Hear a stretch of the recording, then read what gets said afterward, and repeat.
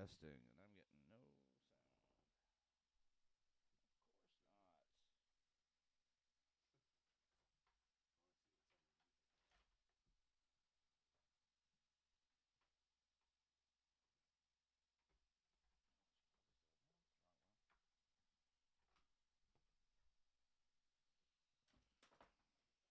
Testing, testing. There we go. Test.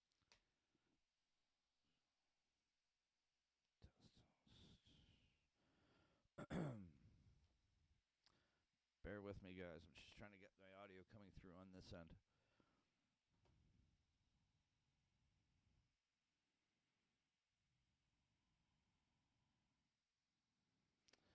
All right, that's all set up. You guys know me by now. You know this always happens.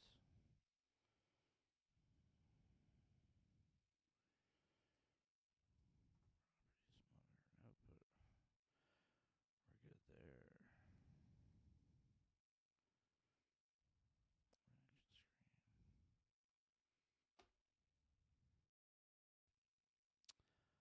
Test, test. Still got nothing. Crickets. Oh, I know. You guys can't hear me yet.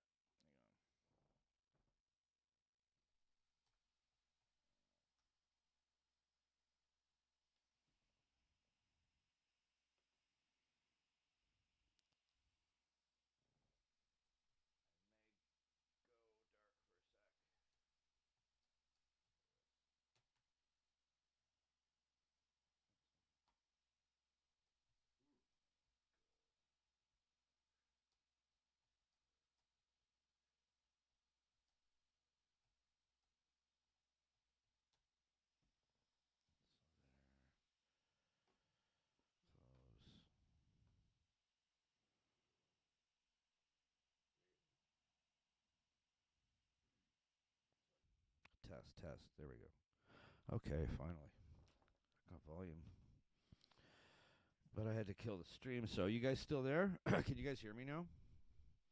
I had to restart my OBS studio. It always does that for some reason. I set up a new audio device, and it always makes me jump back if I do it in the middle of a stream. I literally have to cancel the whole fucking thing out. It's a pain in the ass.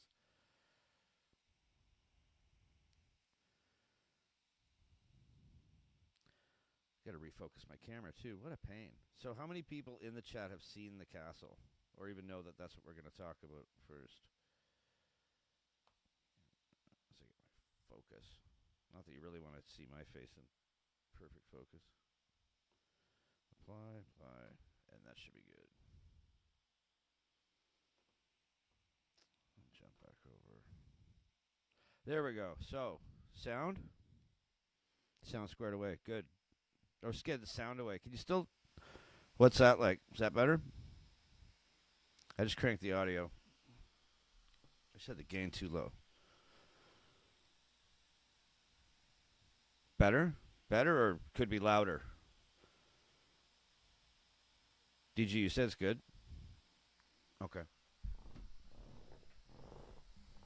Good, good. Very low in an Aussie. Wait, very low in an Aussie. Of course, I've seen it. Of course, I've seen it. Yeah, of course. That's actually a pretty stupid question. Who knows that? Who knew that this was what it was going to be about? Did you guys just stumble in, or did you see my post, or did you see? Did you see me mention it in my video? All right, I'll turn it louder. I just don't want to get too much like plosives. This mic is a pain, and it's a good mic, but I need a better interface.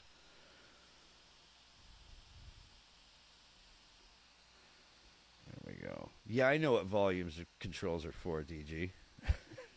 Motherfucker. All right. You got an alert? Oh, good. Right on.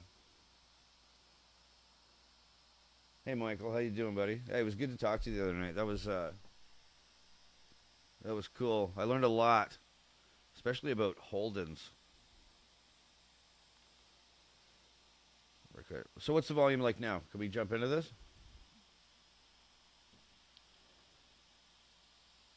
Looking through YouTube and something saw you were live. No notification. I only put out a post and mentioned it in I think one of my recent videos that I was gonna It was so when I did the Castle reaction, it it was about 10 minutes long, so it was like that perfect length. And I also was able to, for some reason, get away with like I had no copyright claim on it at all, which blew my mind. So I didn't want to push my luck by doing a review. I wanted to just be able to keep that one monetized. Plus, I didn't like going over 10 minutes, so I figured I would do a live stream. Oh, by the way, happy fucking Australia Day weekend to all you guys. I forgot that it's Australia Day, so it's Sunday evening for you guys. So tomorrow is Australia Day for you. So I hope you all have a great Australia Day. And I'm glad you're here, Michael. I think I mentioned that to you the other day. You should check out the movie The Odd Angry Shot. Have you guys heard of that? I got a couple of friends that are hanging out with me right now. You never heard of that one? The Odd Angry Shot. The next reviews I'm going to do reactions to. I think I'm going to do what's it called? The Dry with Eric Bana. I'm going to do Chopper with Eric Bana as well. And yeah, I haven't seen it. I haven't seen it. No. I know kind of who the guy was, but I haven't seen it. I've heard it's great. What's the other one I was going to do? The other Australian film. I think Anzacs. Oh, okay, sure. Anzacs. I think that was a show, but I know Paul Hogan's in it, and it was about that World War I story. The Dry, great. Yeah, I've heard. Everyone keeps saying that that's a really good flick.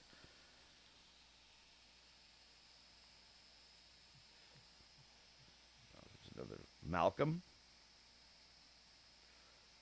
The Red Dog is great. Red Dog. Fuck, there's so many fucking Aussie movies I've never even heard of. You guys are just listing them off.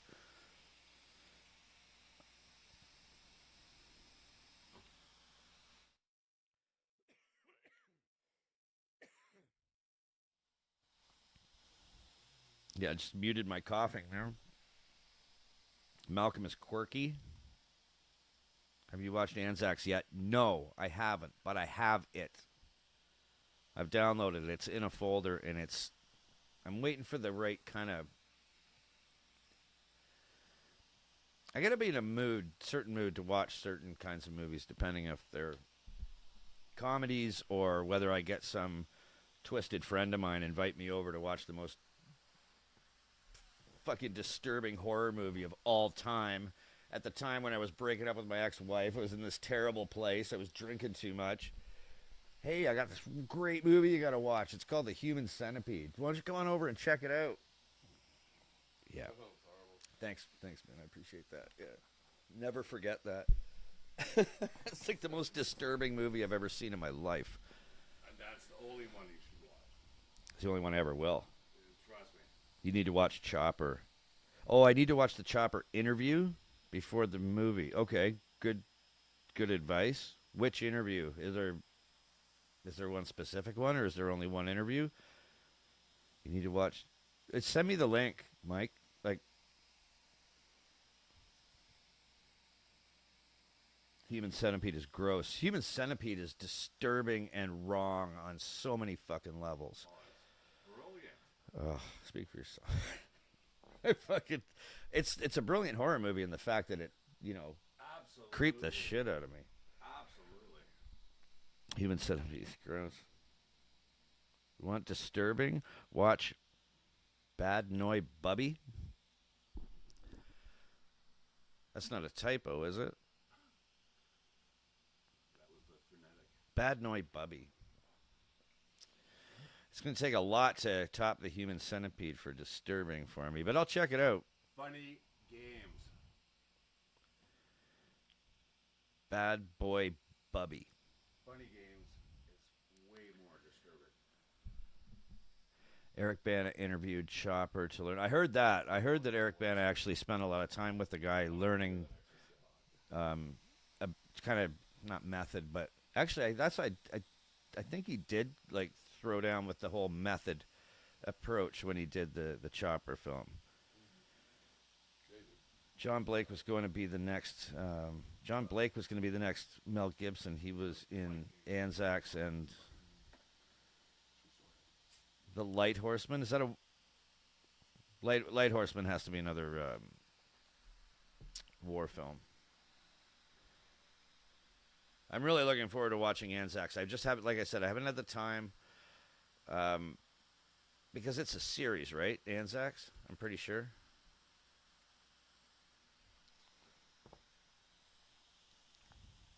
Fortress, movie that got banned for a while. I've heard of that one too. Sorry about the camera. I'm just moving my camera around, guys. There we go. Fortress.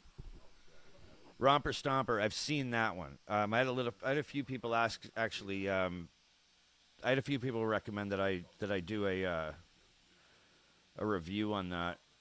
Just do me one little favor. Just don't talk over me when I'm talking, because I can hear it through my headphones, and because it's coming through the mic, and I can't hear my. Like it just makes it hard for me to be able to talk. Sorry, I just got a couple of buddies that are hanging out while I'm doing the live stream.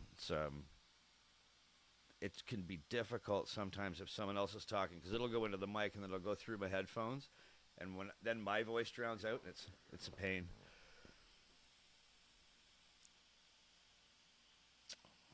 A must watch is Smoke 'Em If You Got 'Em. Have you seen it? Have you seen that one? Old Aussie film? Yeah. You like it? Or can you remember it? No? Have you heard that one, Owen? Smoke 'Em If You Got 'Em? That's a series. So, we talk about Anzacs? That's the series? Man from Snowy River. I've heard of that one. No? I've heard of that movie. I haven't seen it. I think Aussie films. I think my favorite Aussie film would probably be Fury Road. Ask about the serial killer. Is it a movie? Mm-hmm. Is there a movie about like a famous Australian serial killer that you guys are aware of? Killed backpackers. That killed backpackers?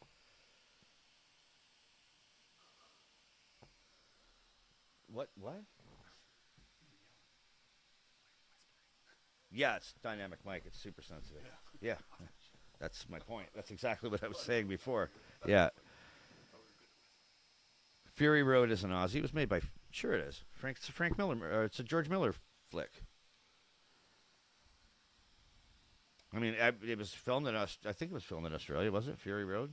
Because George Miller owns all the rights to the Road Warrior shit. I mean, that's his film. That's his franchise. It's his baby. Why wouldn't it be considered Australian?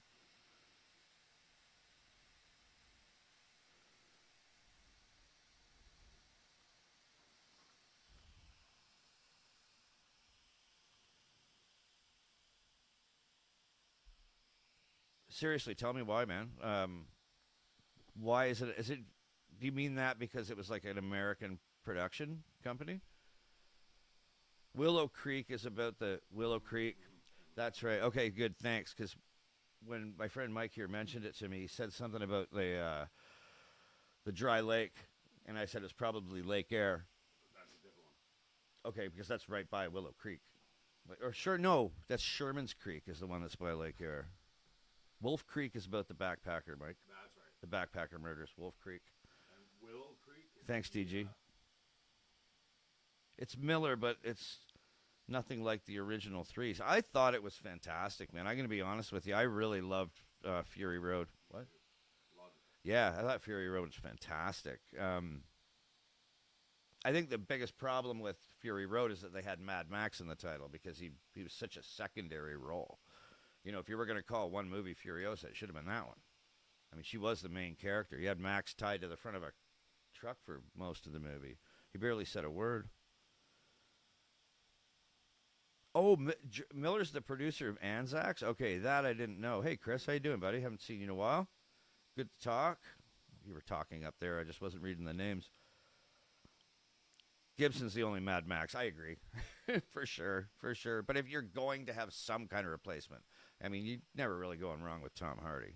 Although he's not Australian. Far removed from Mad Max. Oh, yeah. Well, I don't know how far removed. I mean, you guys will have to get used to my debate on films because I podcasted about Star Wars for like 7 years. And pop culture and movie reviews and fiction and stuff like that were kind of the premise of all the YouTubing and podcasting I did. So I feel like I'm going back to my roots. So this is what I've wanted to do for a long time: is chat with you guys about movies and film. I guess we'll get to the castle in a bit because I'm actually liking this conversation. Very young Mel Gibson in Gallipoli. That's another one I've heard of. You heard of that one? No. Feel free to tell me gently tell me about some of these movies, but if they're something I really want to watch, I don't want to know too much, so just no spoilers from me as far as the films, but feel free to recommend them and tell me why. I'll tell you why I would not recommend Wolf Creek. It's based off a real story, and it just makes it even worse. Right. No doubt. Mike, so my friend Mike here just said, I don't know if you guys could hear him, but he said one of the things about Wolf Creek that makes him not want to watch it is that he said because it's based on a true story, it makes it that much creepier. More visceral. Yeah, more visceral. That makes sense.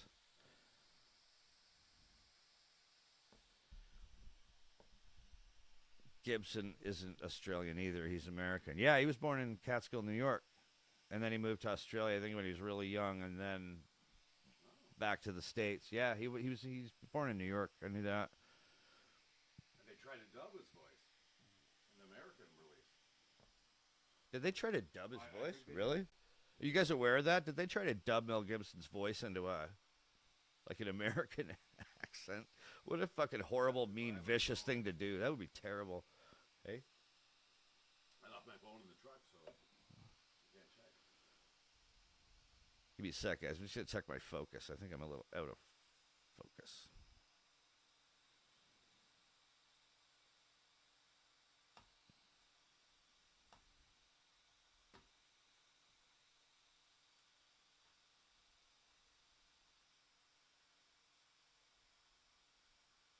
That looks better. There we go.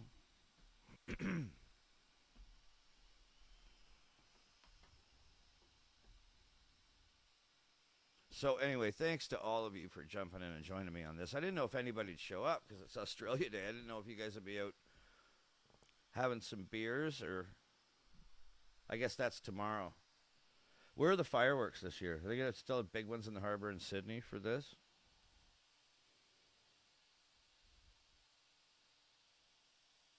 Eric Bana movie, The Beast. I've heard that one too. That's about his car. Yeah, I've heard about that one. Actually, I think I saw a bit on that. I think it was on Jay Leno's Garage. It's an older one, and he had Bana on, and he brought his car. Ask about the game. The what? The game. The game. Mad Max. It uses the Avalanche. No, I don't know how many of my subscribers would be playing vids. They're all okay. I'll throw it out there. Have any of you played the Mad Max video game for? Would you say it was for? PS4. PlayStation 4. I don't know how many of you guys are gamers, but has anybody played it? Because my friend Mike here is a very, very schooled man in video games. He used to write reviews for vids, for gaming. Consumer reviews, yeah. And he said that the Mad Max video game is supposed to be fucking excellent, so. We played a trailer for it, didn't we? Mm-hmm. Yeah. Yeah, Jay Leno is in The Beast. Clarkson, too. Of course, Clarkson's in it. I love that guy. I played it for... Whackman says, yeah, I played it for 5 minutes and deleted it. Why was that?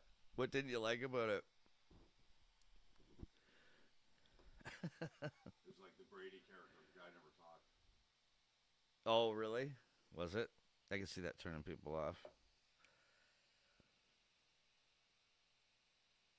I'm more Galaga, vintage. Of course you are, Mike. For sure. So am I in a lot of ways. He doesn't like Fords. Who, Michael? No, he doesn't. I'd be terrified driving a Ford onto his property.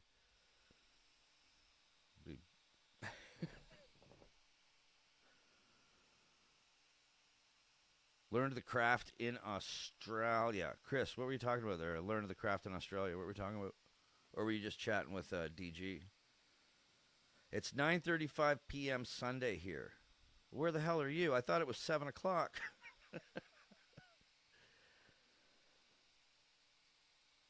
Another very Aussie movie. Last Candid Darwin. That sounds cool.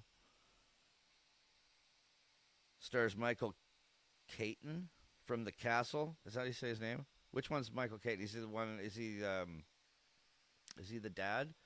I can't. Don't forgive me, guys, if I don't remember the names of everybody that was in the movie and can't place them. Last Cab, 9:37 here too. Well, where are you guys? Melbourne. You're in Melbourne. It's 9:30. What the fuck? What time is it here? You guys are 14. All right. How many? Do you guys time zones like go from north to south? Because I'm always so confused as to where some of you guys are. West to east. Yeah, I know that. I was making a fucking joke. Okay. Don't be a dumb American. Thanks, Mr. Cartographer. Daryl, the dad. Yeah, that's what I thought it. That's what I thought who it was. 6:37 here. Okay, so 6:37 in Western Australia. Where are you? Are you in Perth? Where?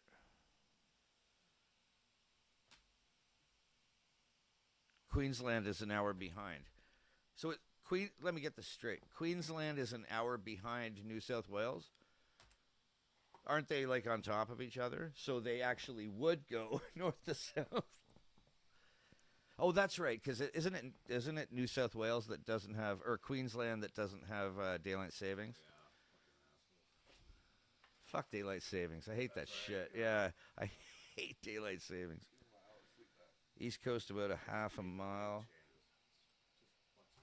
East Coast about half a mile from heaven. Yeah, I'll bet. Yeah, I want to see. I want to get out to the east. I want to get out to the west though too. I want to see Perth. What do you need, bro? USB-C. I don't have one. No, I'm using it for my audio. New South Wales and Victoria on daylight savings time.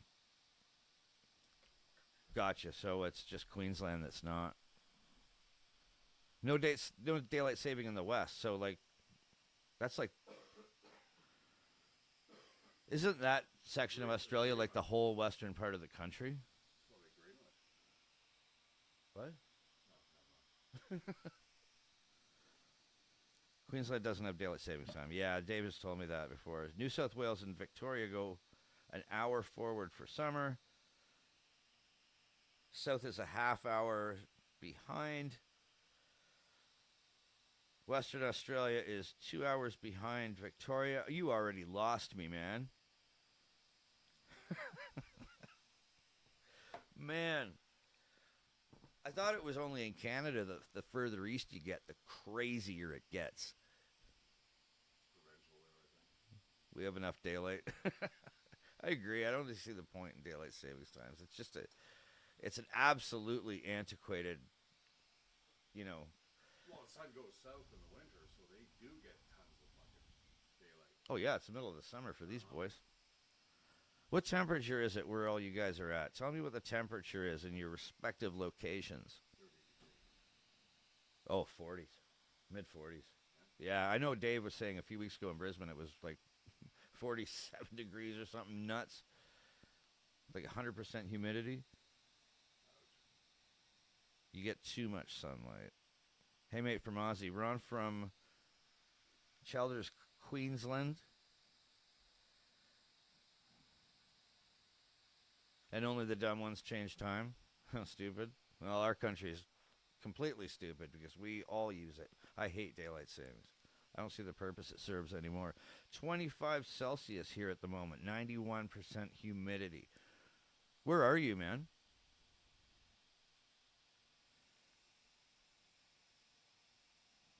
We have hot and we have third-degree burns. Today was just hot. 21. Oh, it's not nearly as hot as I thought it would be. 21 Celsius here right now. A cooler day with overcast and light rain. Southwest.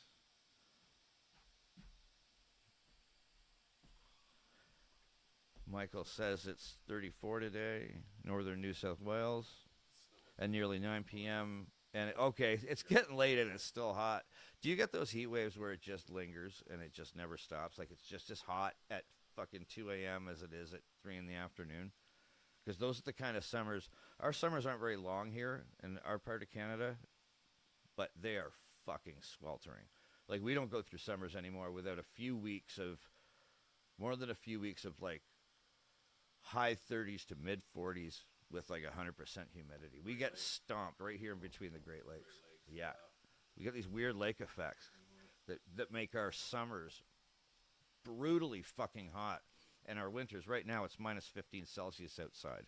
25. Right now. Is it minus 25 right now? So it's minus 25 degrees Celsius right now outside. And that's without the wind. We are as far south as Northern California. Mm-hmm. Well, Point Pelee is. We're not quite, but it's close. Yeah, we are. Yeah, we're in the very most southern part of Canada. Heat wave warnings here today. G'day, Skull and Bones. How are you, man? Michael, warnings, heat warnings. Yeah, we get those too. We get cold warnings too. We had one last week. Give me a quick sec, guys. Give me a quick sec. Talk amongst yourselves. I will be right back.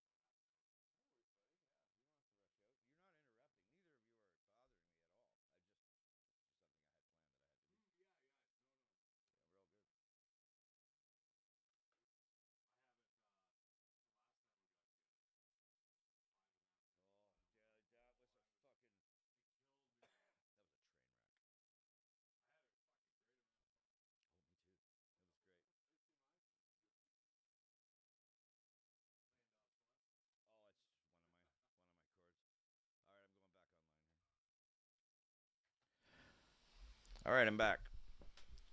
So, let's jump back to the castle for a second here. Yeah, this will pick up everything you say.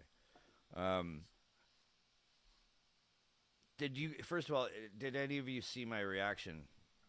Like my reaction video? I know I didn't actually pick up nearly as many of the quotes as I was hoping to. No notification. I just get stumped. I mean, this one I will say, Gav, that this one was.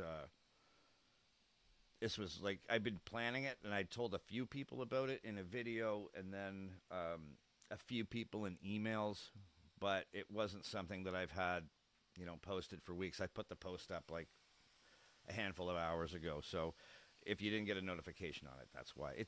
I guess the way that YouTube works is weird. So when you subscribe to somebody, any individual person can only get, I think it's like a capped amount of notifications regardless of who they're from. So if you're subscribing to like 100 people, you're not going to get 100 notifications. You'll only get 2.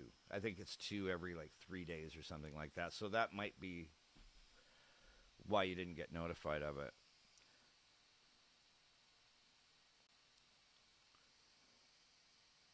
Ron Boyd says to XU1, very much appreciated your reply, mate. Still just waiting for a titanium plate to be fitted as my scrolling here.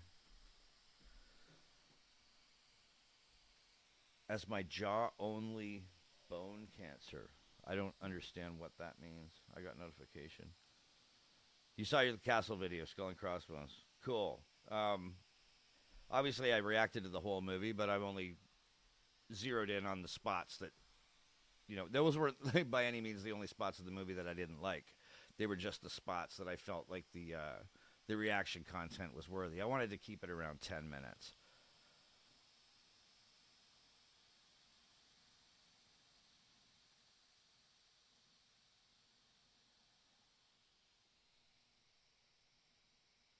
I sub to too many channels. So do I, man. I want to support people. I find something good. I want to give them the subscription, especially if they're channels that are just up and coming, because I just recently went through that. So I always like to support. But it's really, subscriptions is what gets you monetized, but it's views. Once you're monetized, it's views that allow you to earn. It doesn't matter if you have 100 million subscribers. If you only have 5,000 watches, you're only going to make $5.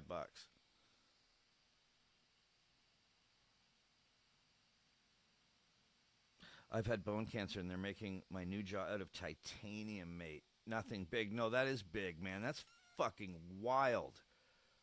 Like, are they replacing your whole? Are they replacing like your whole bottom jaw, or just like, or a portion of it? If you don't mind, I mean, I think that's. I mean, first of all, you had bone cancer, and obviously you beat it, so fucking good on you. But when you say that they're going to make you a new jaw out of titanium, do you mean like your whole bottom jaw? That is fucking wild. Never seen a drop bear with leopard skin. Yeah, I never even knew it had that until you just said it. Oh my God, I'm stupid. I can't remember where I found that image, to be honest with you. Stay strong, Ron. Yeah, hell yeah, man. That's quite a fucking story. I'd like to know more about that if you don't mind sharing. That's really, really cool. It's got clap. Is that what happens when a koala gets the clap? It gets leopard spots. Already beat bowel cancer and replacing most of my bottom jaw. Nothing big. Man, that's a big deal. They're making him a new jaw out of titanium. He'd be like Wolverine, man. Robocop shit there. So, Tommy, what was your favorite? So, to everybody who's in the chat, first of all, what was your favorite scene in the castle? And who was your favorite character?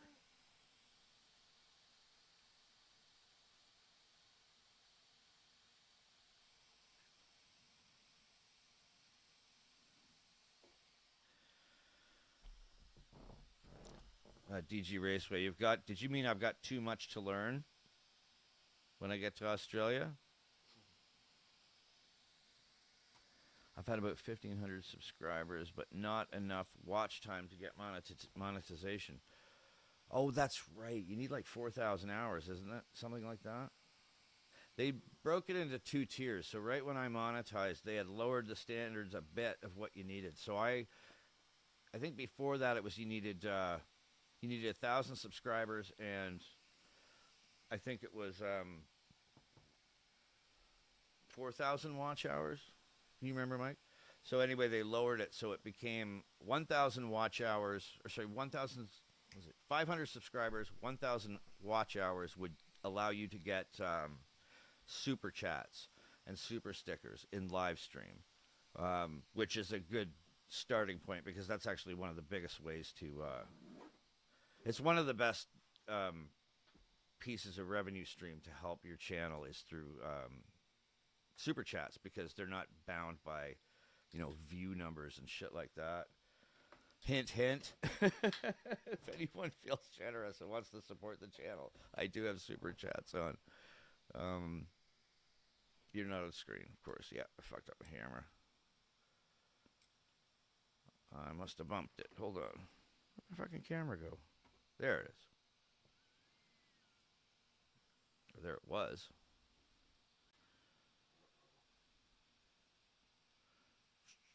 Let it catch up. Yeah, there we go. 15-second delay. I know, I'm fucking stupid. Farouk was your favorite. I pay cash. That guy was hilarious. Farouk. Like his first instinct was to, what was it? When they were talking about, what was it? I think it was what was it? Was it when the guy came to his door and Ted tried to strong arm him? No, that's when his kid came out. The kid came out with a rifle over his dad's shoulder. Get the fuck away from my dad! I love Daryl's just nonchalant. Not like talk about a guy who just doesn't give a fuck. Like that's what I love about that character. Like he was kind of dumb, but he was also um, he had this fearlessness to him that was just awesome. The guy at the door that was the thug. And he said, "Just take the deal and shut your mouth." He said, "Fuck off, you clown." Dennis, it's the vibe. You know what? It's funny. I'll use AI to make descriptions like ChatGPT because it helps. You can get your SEO really accurate if you do ChatGPT. So basically, just say, "Look, I made a movie about this. These are the chapters. I know I half enjoyed it, or whatever." And you can just feed it some info. It'll just fill out the pretty much every fucking YouTuber on the fucking planet does it. But the thing is, when you do that, what's up, guys? Well, What's YouTube does it automatically now. It'll like summarize your whole video instantly. Yeah, but summarizing your video isn't helping you with SEO. No, You know what I mean? Just the fact that it can scrape all that data. It's incredible how much it. Yeah, it does. I've seen that too. I have a whole 127 subscribers. My gaming vids need work. I also need to do more metal melting. Okay, I'm not sure where you're at with that one. Melting? But how long have you had? So that's it's hard for me to read my screen from here, guys. No trick, not trick. 127 subs. What's your? Is that your channel? NOTRIC.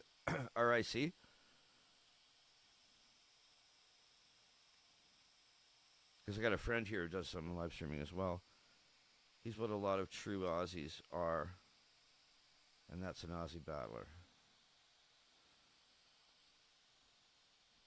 Can't even remember where it was.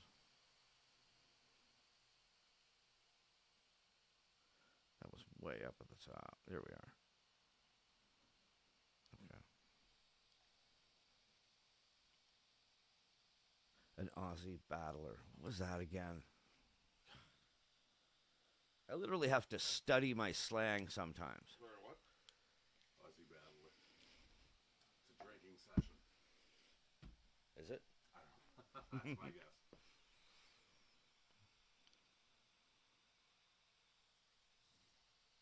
Can you get AI to go to the fridge? You're probably not too far off, Mike. Not too far off. Yeah. Metal casting. Oh, yeah, that's right. Of course. Blue collar. I'm going to look it up right now. Hang on for a second. Aussie battler. Yeah, I've been told. We call them blue collar. Works hard. To barely get by. No trick. What's the picture on your what's the photograph on your for your channel? No trick, like the profile picture. Muriel's wedding. There's a little Aussie battler in that movie. You guys are just fucking with me.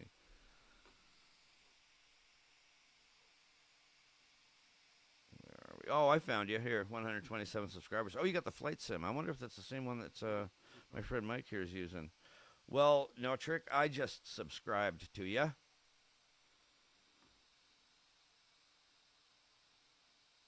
Bring this back up. So, no trick. Yeah, I just subscribed to you. So you got that one at least. You'll be 128 now. Why doesn't everybody jump over there? Show him some love. Support his channel. Where am I? There we go. All right, where are we here? Do you have Foundry? What's that one? Do you know that one? Foundry? Muriel's wedding. Cockpit View and War Thunder. Yeah, I found it. I subscribed to your channel, bro. So you're up to 128 now. War Thunder is good. War Thunder I find super fucking complicated, man. Choose this. Every single time I download that fucking game, I'm like, okay, I'll get it this time. I'm going to give it some time. I'm going to learn it. And 5 minutes in, I want to pull my hair out. Choose like English, Russian, German type class vehicles. I always do. And then just kind of slowly work your way up. And you know, it's, Dude, I started in a triple wing biplane and I couldn't. I'm flying into the fucking water. it's a forgiving game. Forgiving? Oh, I found it so hard. Try flight sim. Fucking man. I only started posting on YouTube when my dog pissed on a detective.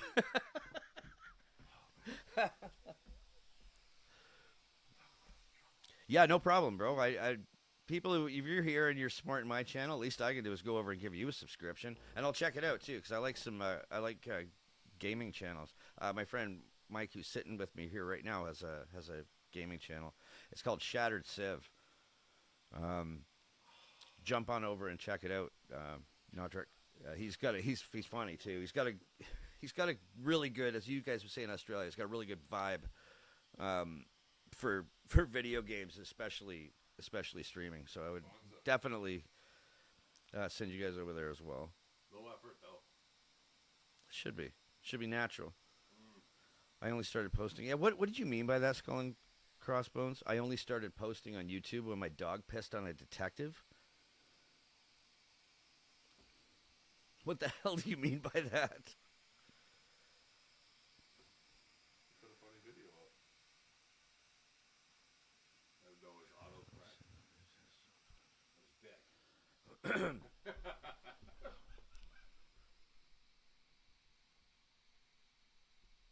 I'm just getting back into video games because of a heart condition. Fuck, that sucks, man. Hey,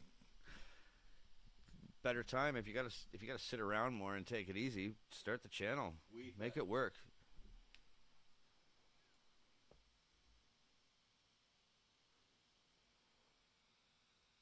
Can you guys hear me? Okay, is my volume still all right? This is the first live stream I've done without really. I mean, I had the topic. We're going to talk about the castle, but I kind of wanted to do. I wanted to do a weekly live stream. I still do. I want to pick. What do you guys like? So in Australia, I didn't know if today would be a good day, being a long weekend for you guys. But what would be for you guys? Because you're my demographic, right? What time of day and what day do you think would be best to do a weekly live stream and just shoot the shit about Australia and Canada, where regulars like you guys could just pop in? What day and at what time on that day do you think would be most, conducive to views in Australia? Volume's good. Thanks. Awesome. Big crowd at Daytona 24-hour. Daytona 24-hour. Please tell me it's not an oval. 24 hours around an oval, I think I'd. Yeah, I think I'd take a. No, you gotta rob the trailer parks. A long walk up a short pier. Rob the trailer parks. Is everyone on here falling apart? We may qualify for a grant. Yeah, that's true. I just realized that, Michael. It's like everyone's getting over someone or getting hurt or hurting with something. I'm still glad you're all here. Not Thursday nights. That's when I'm doing my live stream. Of course. Well, we'll keep that one off the books. So Thursday nights are out, DG. Road course, oval.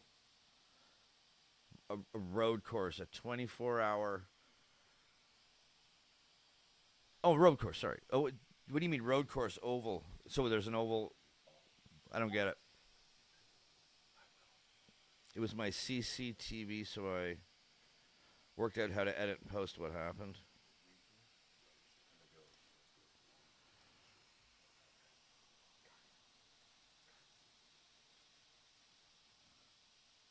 Oh, that's right, about the fucking your dog pissing on the detective. It was your CCTV, so I worked out how to edit and post what happened. Where is it? Where's the video? I want to see this. You have to send that to me. My mom had a lunch bar in the early 1980s, and we had pinball machines, and we got the second Space Invaders The table game. I had a table game too. I had a what's the one I had? 1944 or 1945.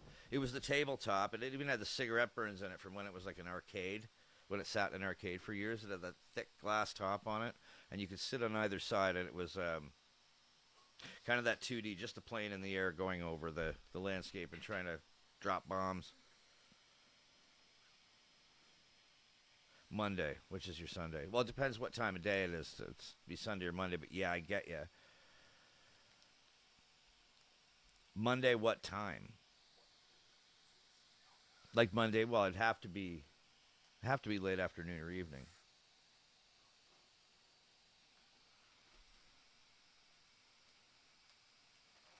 Monday works for you. All right. Well, you're not streaming on that day, of course. 1942 was that game. I love it. 1942 is awesome. Yeah, that must have been the one. Yeah, thanks for clearing that up. Yeah, it was the tabletop, the sit-down tabletop I can start to bomber finish game. It's like you got like a whatever, like a Lancaster bomber or whatever you're flying. So let's get back to this. Wait, DG Raceway. I just subbed to your channel. We'll check it out Thursday. There you go. Right on. Awesome. Glad you guys are connecting. So we've gone through. Is there anything you guys think I missed? Like in the castle, something that I mean, I watched the whole thing, but do you think there were parts in the movie that it surprised you that it wasn't in the reaction?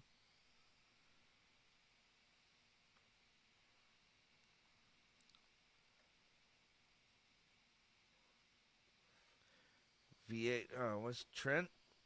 24-hour Dubai, no crowd. Daytona 24 hours, slightly better. V8 stupid cars? What do you mean stupid cars? V8 supercars is my favorite fucking racing. Possibly quarter in comparison to recent years. Yeah, there's no chance in hell I could watch 24 hours of cars driving around in an oval. It'd make me want to take a long walk up a short pier.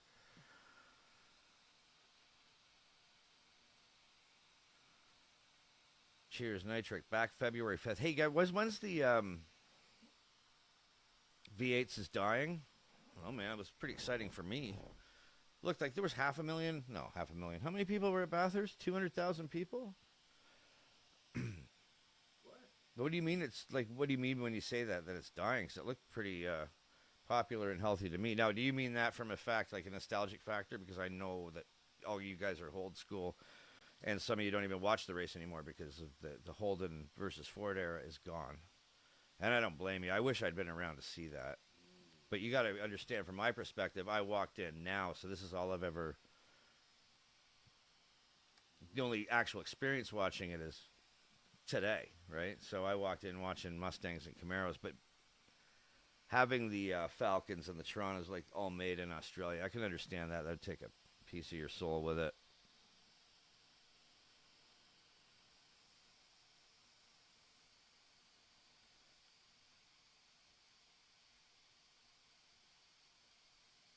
I guess commercialization will carry it. Well, it carries everything. I mean, nothing's gonna get broadcast anywhere in the world without that. It's just more, I guess they're more shameless. They just don't, I think it's just they're so prolific, the commercialization. It's like every square inch of the fucking screen has to have an advertisement on it. There'll be a few of us at Bathurst for the 12-hour. I'm gonna live stream during that one. Obviously not all 12 hours, but I'm definitely gonna jump on and see the touring cars. 200,000? Don't think so. I do. Let me look at the. Give me a second. I'm gonna pull up the page because I had it saved. Somebody sent me an email. It might have been Darren. I'm going to pull out my email and pull that out. So let's check this out. I'm pretty sure it was like 198,000 people. Let's pull this up here.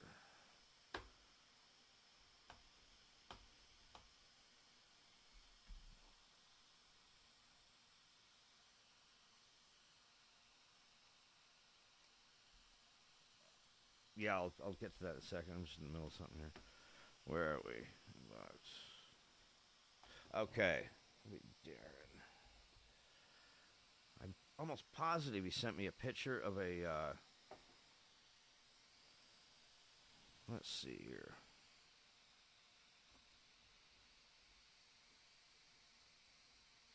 Wow, that is a huge fucking run of email there.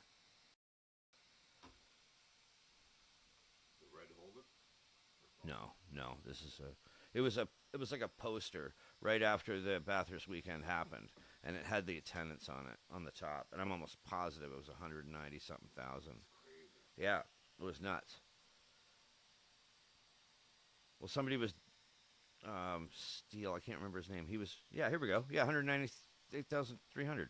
Here, I'll throw it up so you guys can see it. Yeah, I got it right here. I just have to put it on my desktop so I can bring it over into the studio. There we go. Save.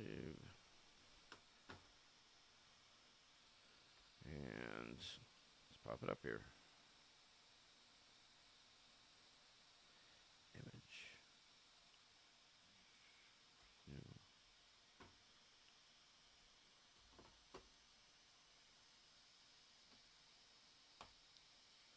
There we go. There we go. Right here, 198,203 official crowd attendance for the 2025 Repco Bathurst 1000.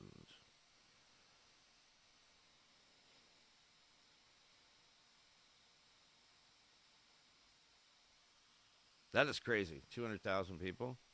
Yeah. 250,000 over 4 days.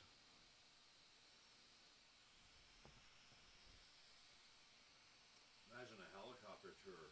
Well, they run helicopters through the race. Yeah, They're following the cars. God, no, but as a spectator. Yeah, you wouldn't be able to because there's too many of them that film the race. There's helicopters everywhere filming the race. Literally following the cars. But yeah, that'd be a fortune. I mean, 2,000. Where are we at? The speed they do in the mountain is fucking nuts. It's the coolest racetrack in the world. And don't anybody talk about that one in Germany. It doesn't even come close to the character of Bathurst. Monaco. My eyes saw it. There wasn't 200,000 people at Bathurst. Wait, did you come here to argue or something, man? Bathurst couldn't hold 200,000 people. Like, well, somebody put out a fucking poster that did, and the guy that sent me the picture was Darren, who was at Bathurst, and he sent me the picture. So I think he'd probably know. At best, 99.7 bricks. Where am I here? 3 or 4 days, though, Pat.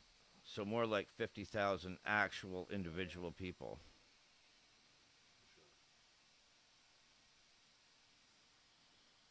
Why would that be measured? Why would your measured attendance though be 198,000? Then why wouldn't it be 50,000? If you're still there for 4 days, I mean, How they do it. yeah, I don't know. But you guys, I mean, I shouldn't really be arguing with you guys because I've never fucking been there, so I have no idea what Bathurst looks like. I digress. Promoters add their attendance per day. And say 200 people saw the race live. Oh, it's got to be more than 200. But I get what you're saying. That's a total for the entire weekend attendance. There's 40,000 people camping. So they're counting them 4 times? That's weird.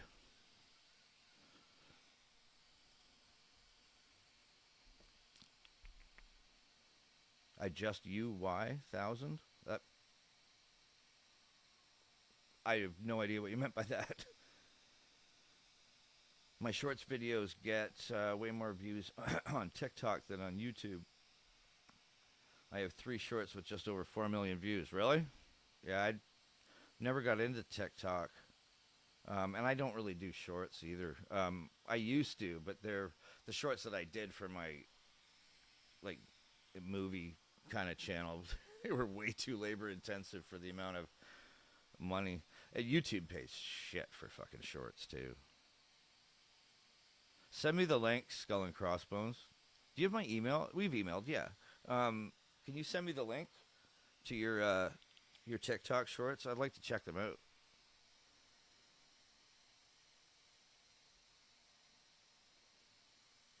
Australians officialdom think the Aussie public are stupid. All our governments do, man. Same thing everywhere in the world. I raced at Calder Park a couple of times. A VH Valiant with a 360 cubic inch 1205 for the quarter 1205 for the quarter mile. That's fucking fast. That's awesome. That's cool. Forza. About what? Forza Horizon Australia version. Has anyone played Forza Horizon Australia version?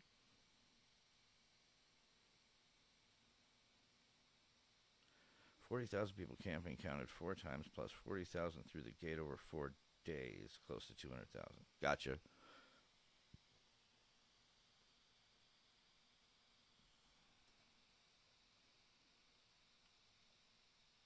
This lighting sucks.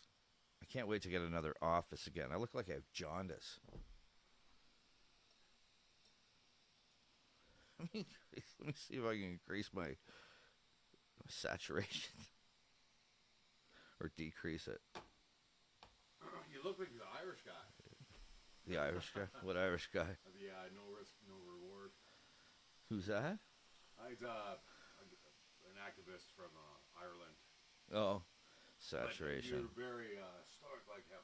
Oh, you said that, but you were saying that the last time I was here. You were here. Very similar. Let me jump back over to my live stream here. Nobody Forza. I raced Calder Park a couple of times. They've always added up total day. Yeah, we're still on the attendance.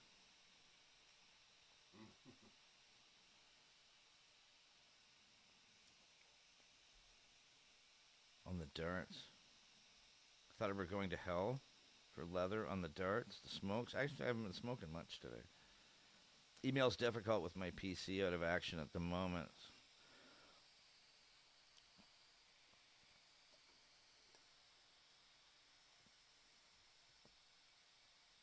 You don't have it on your phone? Well, don't worry about it. Whenever you get things up and running, just send me a link to your TikTok. I'll put it up on the channel if you want people to watch it. We had Demolition Derby team at Broadmeadows. Broadmeadows Army Base. That was a blast. Demolition Derbies, there's nothing like it. No, I got no answer. I don't think anybody does. Smoking kills. Yeah, it does. It does. The bear has a great tan. So tell me, guys, everyone, so aside from The Castle, and aside even Aussie movies, what's your favorite movie? I'm just moving my camera here, guys. Bear with me. Blade Runner for me. Of all time? Yeah, yeah. My friend Mike sitting with me said Blade Runner's his favorite movie of all time. Neighbors. Neighbors? Never heard of it. That's the fucking soap opera. Oh, yeah, that's right. You were telling me about that. Yeah, here's one that I'm going to ask you, Aussies. Forgive me with the fucking camera bullshit. I just had to move it. Who's seen the TV show Neighbors? And how awesome is it? Versus Heartbreak High. Jaws is your favorite XU1. That's a good fucking choice for a favorite movie, I'll tell you. Pat versus Heartbreak High. Pat? Who? You, I'm addressing you. Versus Heartbreak High? Yeah. Can't say I've ever heard of it. Oh, I love it. And Neighbors I know too. I watch it religiously at university when I was in the UK. There we go.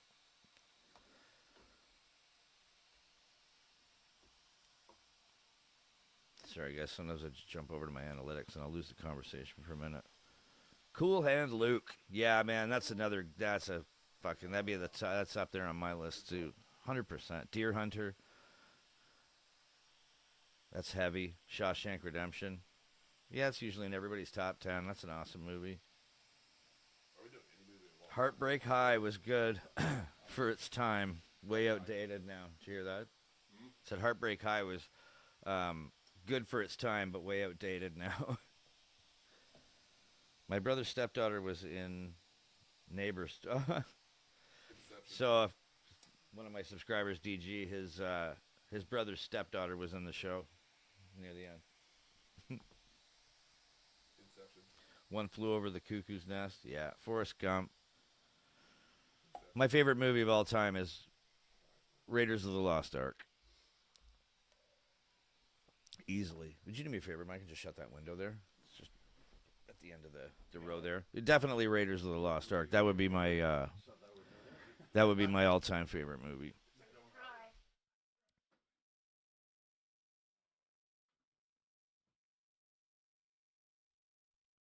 Raiders of the Lost Ark. Did not. I'd never have picked that. Why would you not? Give me 1 sec, guys. Give me 1 sec. I'll be back in a second.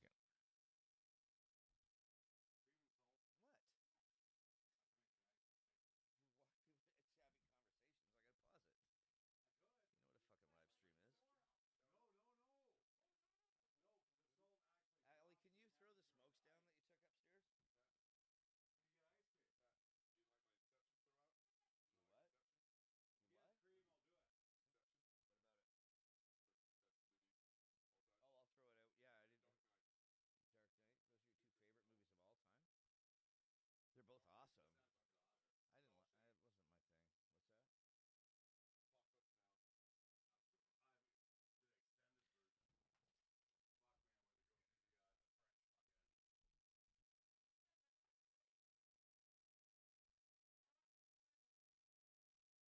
What's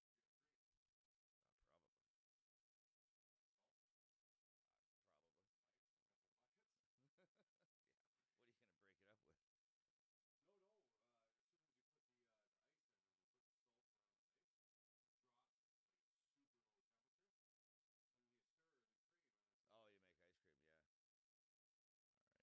Oh, you make ice cream, yeah. It's okay, man. I think it'd be easier to go to the store and buy some ice cream than to make it from At scratch. 5 in the morning. It's 5 in the morning, yeah. Okay, so I want to get back to your question there. I think it was DG. Let's pull this back. Where was it? Yeah, so Raiders or Temple for sure. Temple of Doom, that's one of my least favorite movies of all time. I fucking hated Temple of Doom. I liked Last Crusade and Raiders of the Lost Ark. Raiders of the Lost Ark is the best movie ever made, as far as I'm concerned. It's made, well, the best director of all time, one of the great story writers of all time. It has every aspect of what makes a great movie. It's got comedy, it's got horror, adventure. It's a period piece. It's serial based, like it's got that 1960s kind of amazing stories kind of vibe. There's, it's one of the most perfect movies that I've ever seen. It kind of represents everything cinema should be, all in one fucking go. That's, I think, what I love the most about Raiders of the Lost Ark. Star Wars. So I had a Star Wars podcast for, I think, 7 years. I ran the Star Wars podcast, and the podcast itself, I believe, is still going. Somebody have a light? I have a light in front of me. Anyway, so yeah, Skull and Crossbones. I think it's still running. It was called originally the Quarter Portion Podcast, and now it's, I think Chris calls it Kyber Club. And him and we created the podcast together around 2000. That had been probably around 2015. We ran it, yeah, I think for about 7 years. That's where, if you guys look in my video list, there's one where I interview, Chris and I, my podcasting partner, we interviewed Daniel Logan at a local Comic Con. And I've uploaded the video. It's one of my older ones though, so you have to kind of go way back in my timeline to find it. It's a book. I think it was. I think it's just titled "The Daniel Logan Interview." But I love Star Wars. I think DG. What I was looking for was what you said. You didn't expect that. Hang on, where am I? Babylon 5. my friend's sitting here with me, Mike. He's on your page on that one. Planes, Trains, and Automobiles. Spaghetti Westerns. Love them, especially when Uncle Leo pops up. I reckon to be too corny for you, Pat. You seem a bit more serious when it comes to storylines. I get what you mean. And I think it's because my first, my love of like movies and pop culture started when I was, I mean, it comes from such a young age. Like, I mean, probably when I was about 6, I saw Empire Strikes Back at the drive-in. I think that's what my first introduction to film. And I didn't, because I understand what you're saying, DG. I didn't become a reader until I was in my early 20s. Like, I knew how to read, but I never read. I don't think I read a novel in my life until I was about 20 years old. And now I read about a book a week. You know, I read somewhere around 45 to 50 books a year now.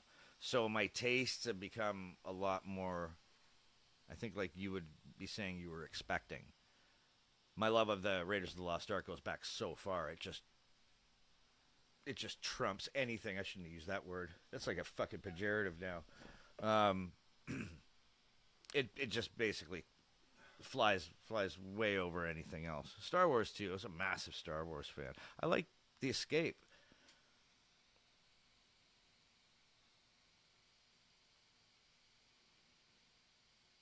What's your favorite movie then, DG? Or did you already mention it? I can't remember. Sorry, I've been reading so much. The Good, the Bad, and the Ugly. Yeah. Oh, great movie. DG, you reckon to be too corny for me, sit more serious. And usually I am, but that's the thing with movies. That's why I like movies. It's the escape. You know what I mean? It's a time when you don't have to be serious. You can just enjoy the fiction. Me at Foster Beach before surfing. Big mistake. I have no idea what you guys are talking about. I got to scroll way down here. Here we go. Funny you say that, mate. My first movie memory was Dad taking me to see Star Wars. Mind blown. Oh, fucking bet. So you're talking 77? Like episode 4? The first Star Wars? Because I was a little too young for that one. I missed. So first Star Wars, 4, 5, 6, 7. The first Star Wars came out, I would have been only... Yeah, I think I would have been only like 3 years old. But when Empire Strikes Back came out, I was probably around 6. I was probably around, yeah, probably. Just try not to talk while I'm talking because it goes through the mic and it goes through my headphones and it makes me, it's almost like I can't hear myself talking anymore. It's just weird. Speaking of the reading, I wish we'd get a TV series of the David Eddings books. Those are some that I never read. Did you ever read those, Mike? My friend Mike here is a big fantasy fan too. Did you ever read David Eddings? Started them. No? Yeah. Didn't like him? No, I had a friend, I was Dennis L. McKiernan, which was the ripoff of The Lord of the Rings. Well, all modern fantasies in some way a ripoff of Lord of the Rings. Oh, yeah? With the Kraken and everything. Dennis L. McKiernan, guys, check it out. Dennis L. McKiernan? Yeah. Have you guys ever heard of that author? The Iron Tower trilogy. You know, speaking of TV series, I wish they'd just have done The Wheel of Time properly instead of butchering it. Balefire podcast. It's all based on Wheel of Time. Like, if anybody who's ever read those books will know where my podcast started, and that broke my heart with that TV show. I think this has just turned into a live stream about pop culture and movies and TV shows. We'll do. I think I'll just record the official Castle review later. The Wheel of Time game was good. Well, The Wheel of Time's a crazy, excellent story. The game was good. The game was good. The books were fantastic, and the TV show was just a giant bed shitting. It had its moments. I was about 20% fucking awesome, and 80% dumpster Sweet fire. baby. Eh? It was fucking garbage. It was fucking garbage. Yep, episode 4. Episode 4. So you saw episode 4 in the theater. That'd be awesome. What was the first Star Wars movie you saw in the theater, Mike? Yeah, first one or fourth, 11 times. You saw the original Star Wars 11 times? Because you got a few years on me. You would have been old enough to go to those movies. 6 years old. Yeah. See, I was 3. -1.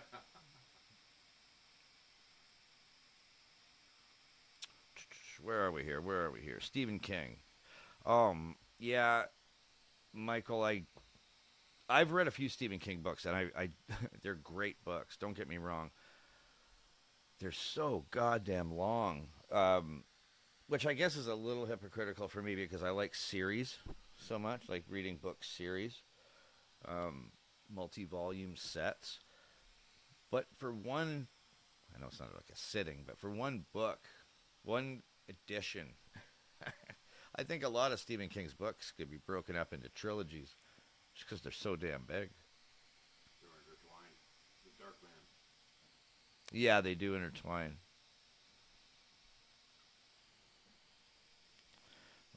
Anne McCaffrey is another great author. I've heard that name. Dragon She did a Riders Logan. of Pern. Oh, she did the Dragonlance. Dragon Riders of Pern. It was Dragon Riders of Dragon Pern. Riders of Pern. Yeah, my buddy here knows exactly what you're talking about, Natrick. Yeah, man, you need to stick around, man. We have lots to talk about in chat. So check out some of my older videos, man. I've got all my older videos are about like sci-fi, fantasy, fucking Lord of the Rings, Star Wars. My friend Mike, who's actually sitting with me here, has joined me on a lot of my early videos. Rocky Horror Picture Show live 9 times. You know, I've never fucking seen it. I think I might be the only person on the planet who's never. You've never seen it? Oh shit! All right, so That's a full house. all 3 people sitting here in my living room have never seen it.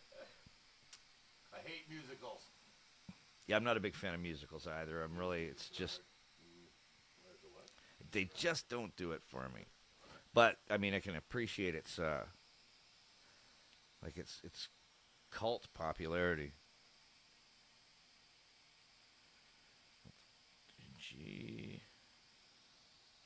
Where's DG? What did you say? 11 times. 11 times. Wow. Isn't there like a splatter zone in Rocky Horror Picture Show? It's like if you're in the first 3 rows, you're getting wet with something. It's bread. Is it bread? Oh, Sir Arthur Conan, of course. Agatha Christie, that's a good one. Crichton, yeah, I'm on your page with that one. Michael Crichton's one of my favorite authors. I haven't read all his fiction, but I've read a lot of it. Like the Andromeda Strain, Timeline. Jurassic Park. Oh yeah, I read Jurassic Park. Ghost Recon. That's not Crichton. That's Clancy. that's Clancy. Oh yeah. Thank you. Another author that I like to read. I love Tom Clancy books, the old ones anyway. Stargate is another one of my favorites. All of them. Yeah. You guys see? Do you remember Firefly, Notrick? Or The Expanse? That's my favorite sci-fi television show of all time. Would be The Expanse.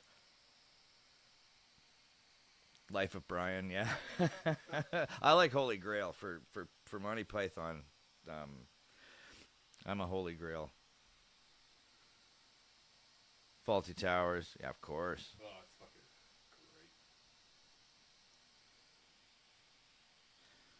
great. I need to order some nitric acid for some gold recovery. Too long since I seen it last. What was she talking about there with the Life of Brian? Oh, it's been years. Good excuse to watch it again. Yeah, it is. Yeah, you guys are reminding me of a lot of good films and books that I haven't missed in a while. Okay, so how many people here have read Lord of the Rings? First editions. So do I, right here. Well, not first editions, but special editions. Alright, first edition. Yeah, chrome. The gold leaf. I got a survival certification for sitting through Friday the 13th in the cinema. Your father smelt of elderberries and your mother was a hamster. There's so many great lines in those movies. So many fucking... Oh, they're so good. Listen, strange women lying in ponds is no basis for a system of government. Supreme executive power is derived from a mandate from the masses, not for some farcical aquatic ceremony. If I went around and declared myself emperor because some watery bit threw a sword at me, they'd put me away.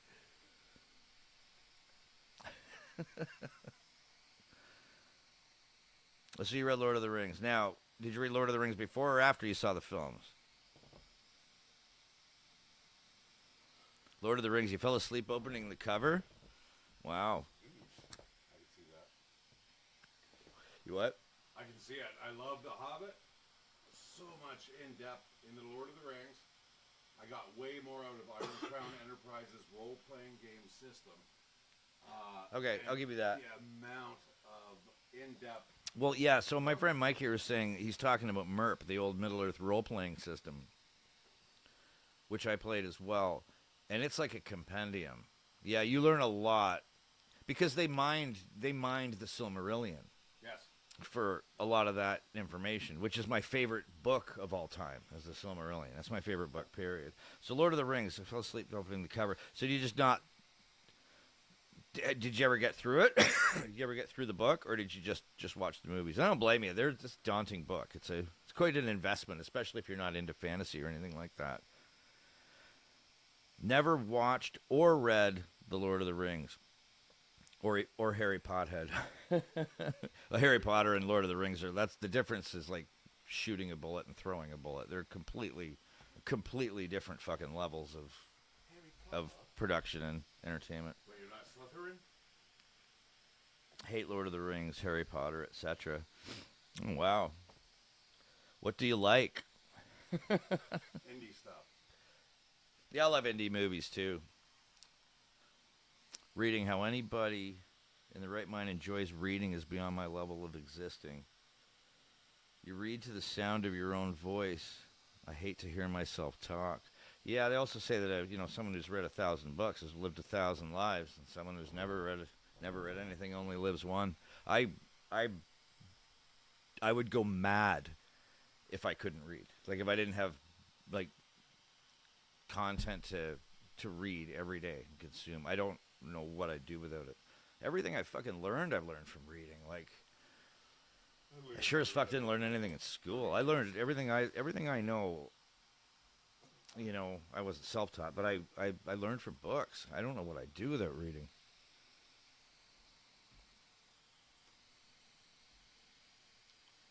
Language is what was probably one of the first steps in actually creating civilization. I think people don't read today because the information's too... I mean, everything you get today is sound bites and 30-second little rips because I think music this... was the Like, first well, communication. oh, yeah, like any generation... Something or a stick. Yeah. Generations younger... Yeah, carrot and sticks. Yeah, generations that are younger than... Like, Generation X was the last generation that I think... Well, it just had any... Red. You were read books. Nobody reads books anymore. Nobody... I don't know. I don't understand how people can't read. I hate Harry Potter because my name is Harry, and everyone calls me Harry Potter. That would drive me fucking crazy, too, so I'll give you that one, bro. Yeah. I'll totally give you that one. That would drive me fucking nuts. Yeah.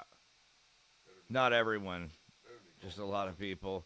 I haven't watched Harry Potter. My children watch it. Yeah, for sure. Dude, that would make me fast hate the fucking thing, too. Last movie I watched was F1. How was it, anyway? I saw the trailer for it. I didn't know if... Freaking awesome. What's that? Really good. Yeah. I watched It looked good. It certainly looked good. God, the lighting in here sucks. This is the problem with doing videos, guys. When I record, I usually do it during the day here. So when I open my... That's not helping. Fred's holding up a lighter here to try to give me some more light. But usually during the day, especially now it's the winter because there's snow on the ground, it's really bright. You just open the windows and I have perfect lighting in here. But it is currently 6:37 in the morning, and it is not going to get light for at least another couple hours here. I do listen to audiobooks. So much choice out there. Yeah, I'll give you that because some people just don't like reading. It's nice to be able to. I find with audiobooks, I'll tell you this. I find when I read a book, I retain way more information when I read it because to read a book, you literally have to cover every word. And in audiobooks, I find it's really easy to get distracted once in a while. Like I'll have my earbuds in, I'll be listening to an audiobook, walking around the house doing something, and something will catch my attention for a sec, and then I'll realize, shit, I haven't even been listening to this thing for the last, 3 or 4 minutes. That's the only thing about audiobooks that You need a proper narrator. exactly. The narrator is the narrator in audiobooks is almost more important than the book. And the sound effects, if you get it, like the Dolby. That can help. I think more than anything else, though, with your first shot there, having a proper reader, a proper narrator makes a big difference. Because there's some audiobooks I turn them on in like 3 minutes. It's like I'm done. I can't even listen to this guy read. Lovecraft, you're like, what the hell? I love H.P. Lovecraft. But not if it's a shitty narrator. Oh, it's a terrible narrator. Yeah, for sure. And then with the ice down there. Wasn't bad. Bit of a shit story, but overall pretty good. What was that? F1? Yeah, I imagine it's the meat of the story is just, the cars. What was the one that I was thinking of? Ford versus Ferrari. That was a good movie. I read the book on that, too. That was based on a book called Go Like Hell. Can't remember the author's name.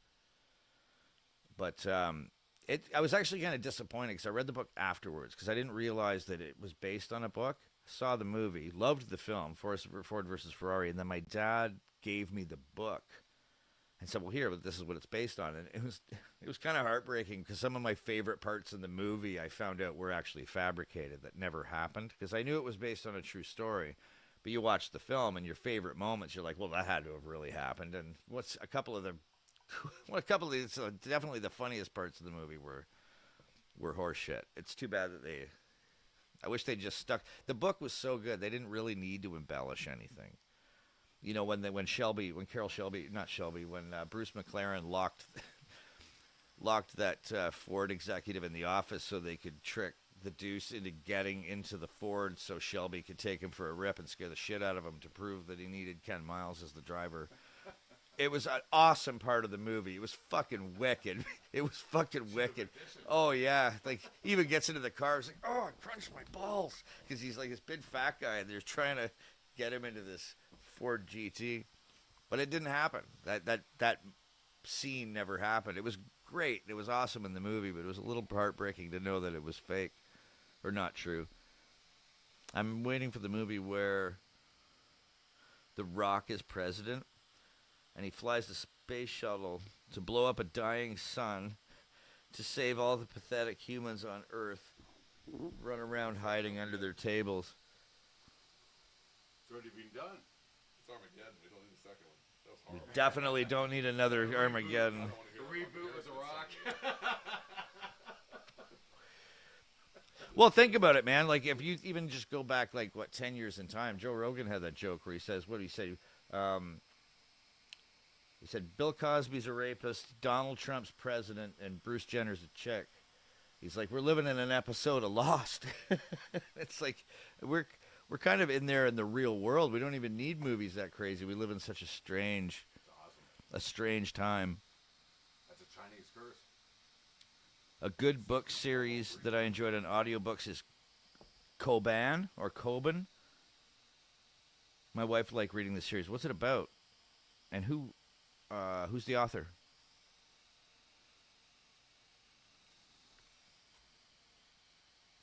So there, I'll throw that out there for you readers. Who's your favorite author? Mike, who's yours? Who would your Give me a favorite? second. Yeah, it'll take it. I'd have to think about it too, man. I don't even know if I can narrow it down to one. Favorite author.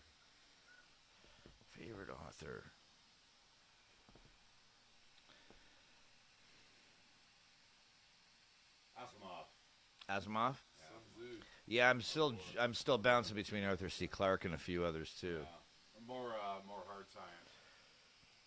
Yeah, Sun Tzu, though. That's a good one. Star of War, man. Fucking classic. not so much of an author as he was a philosopher, you know. But I get it. Great story, not story, but great book, Art of War. Check out the series called Mr. In Between. Great show. I gotta start writing these fucking things down.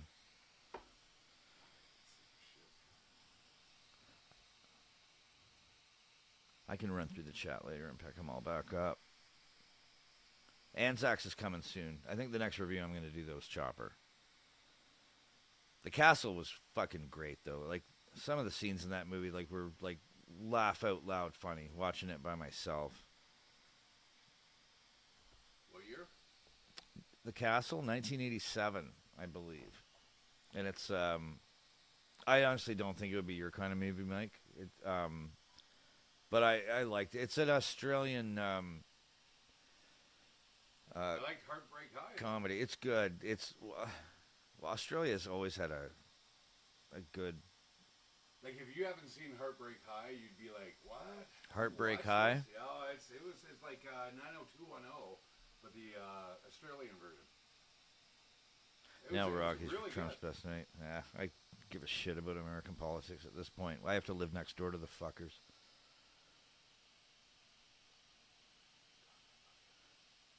Yeah, he heard me.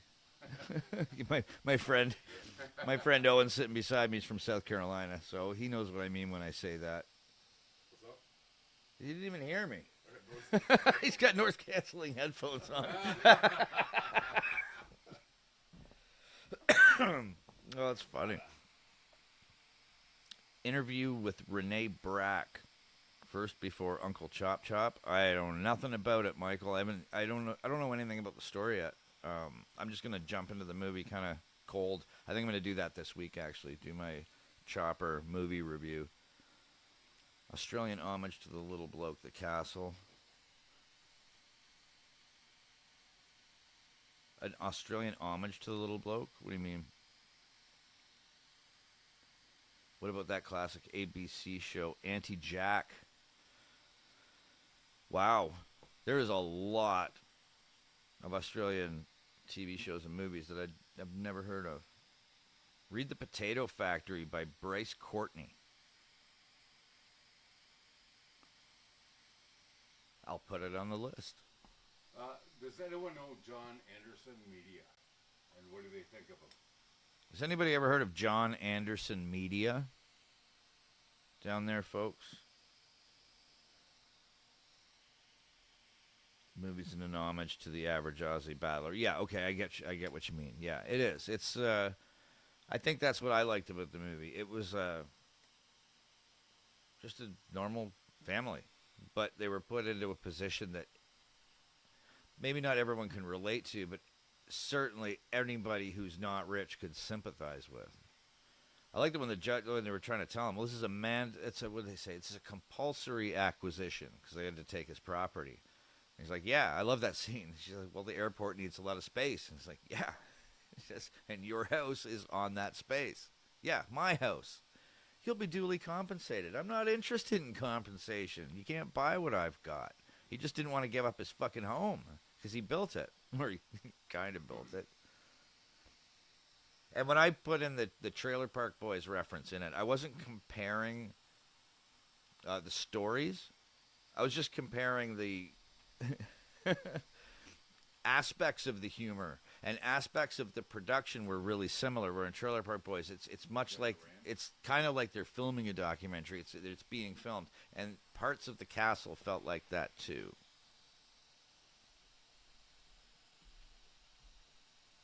Waiting for some cheap cladding. That's right. What was the part when he said, there's so many things in there that weren't like, if you just read it on a page, it wouldn't be funny, but the way it was delivered was great. What do you know about lead? You just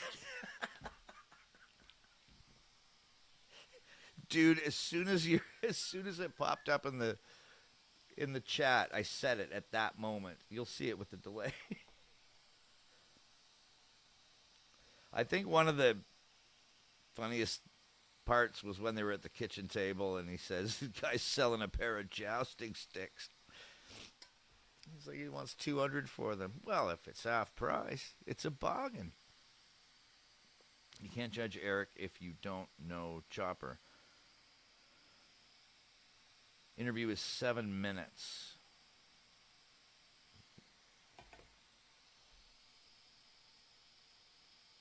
We can listen to you watching now. John Anderson was a politician. John Howard's deputy. Yeah, I missed that part of the conversation. Oh, is that what you were asking? Yeah. Is he reliable? Like Who? John Anderson, he's got some good podcasts. Who is he, though? Like, he was like the honorable, I think he was like assistant prime minister. oh, that's why I don't touch it. Yeah, I try to steer clear of politics as much as I can. Like, I'll dip into it once in a while, but the last thing I want my... Like No, but if my, you yeah, I know, but I just don't I kind of steer away from politics when I'm in my chats.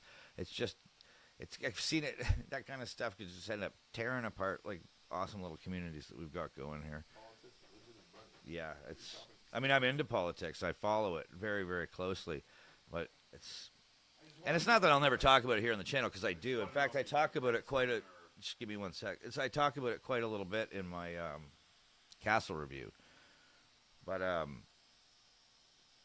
yeah, politics and content creation and social media are like fucking oil and water these days.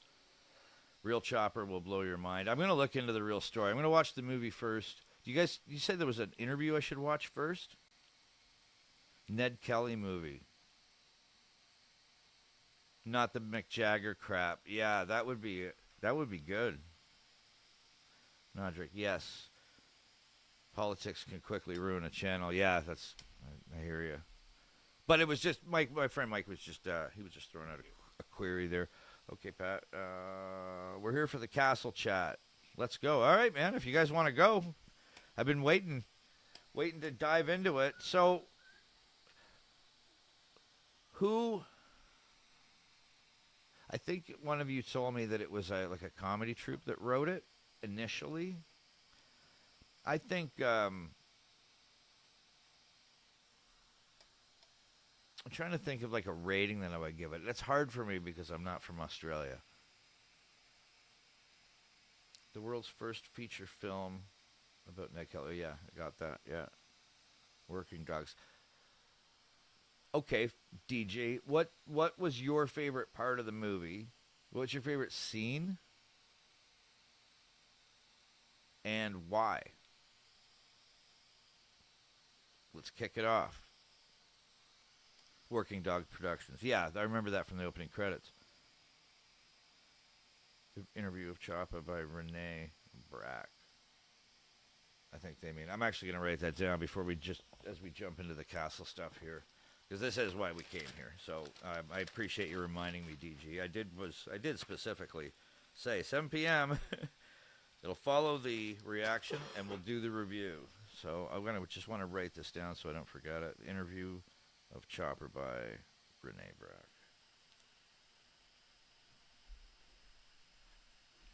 Renee Brack. Okay. Chopper. I'm definitely going to be doing that movie reaction this week, though. Probably be the second thing I record. Oh, by the way, I'm also out of fucking Vegemite with cheese. It was a sad fucking day. What's that? No, it's not. It's fucking terrible. It's delicious.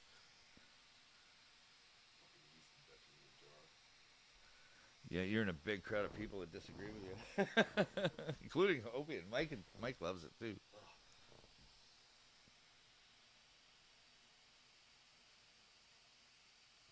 Isn't Curry acting in the U.S. now? Which one was Curry?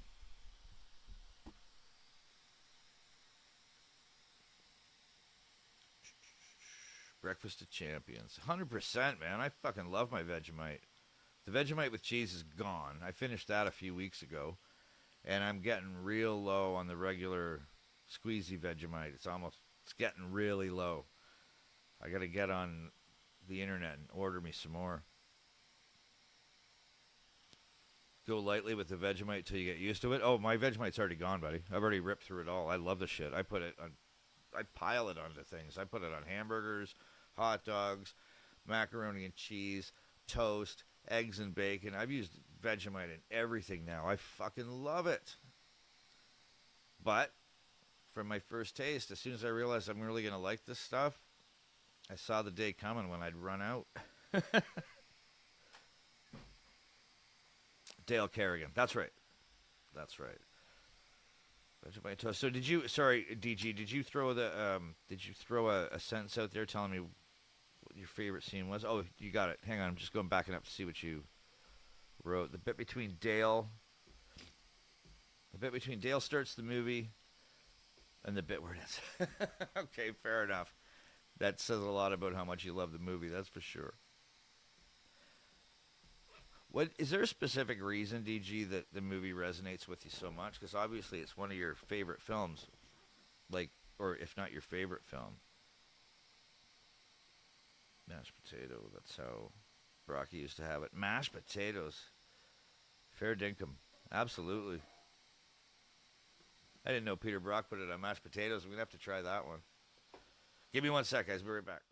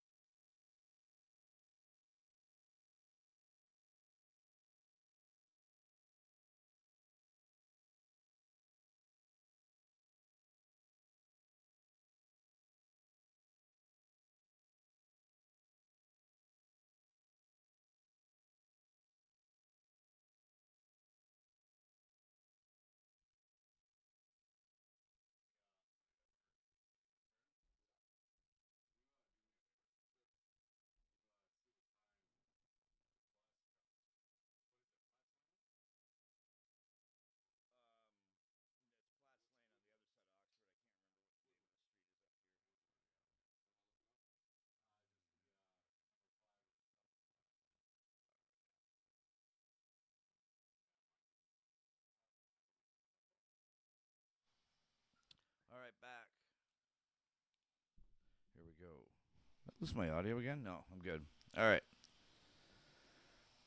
What do we got here? Renee Brack, where's a miniskirt to an interview with homicidal maniac? Trent says Renee Brack wears a miniskirt to interview a homicidal maniac in prison and again on the farm. Wow. Yeah, that's ballsy. She was shitting herself.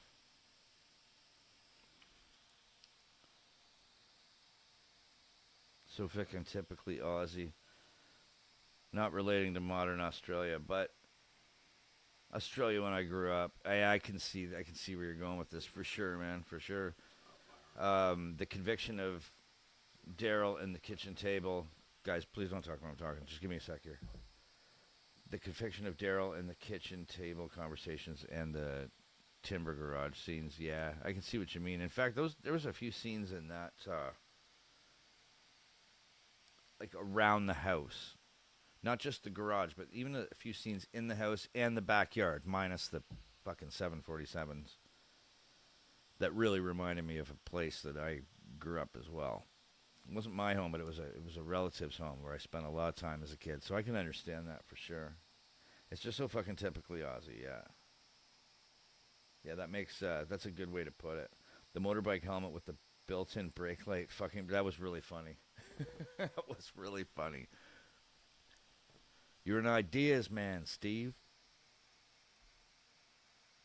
Moving the Holden to get the Holden. That was, you know what? I thought about you when they said that in the movie, Michael. I thought that exact same thing. We got to move the Holden to get the Holden. It is a brilliantly Australian film. This is like the best rum I've ever had.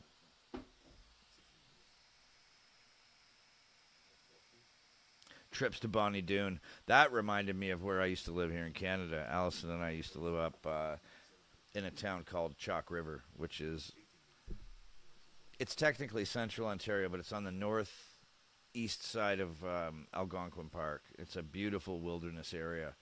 And when he was out boating, it reminded me a lot of it.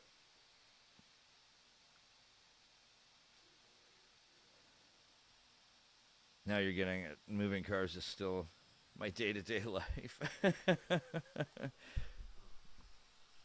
Hopefully they're nice cars. Let's see what we got down here.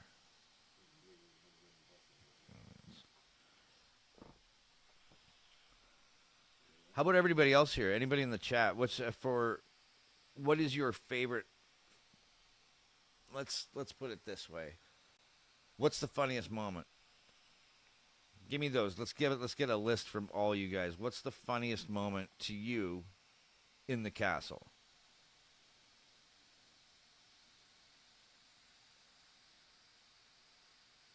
My uncle used to rent out the jet skis in the 1980s at Bonnie Doon. No shit, really? So many memories resonating. Yeah, that's cool, man. That's cool. I love it when you find like a movie or a book or something like that not if it doesn't remind you of a place, if it's actually the same place, that can have an impact. Absolutely.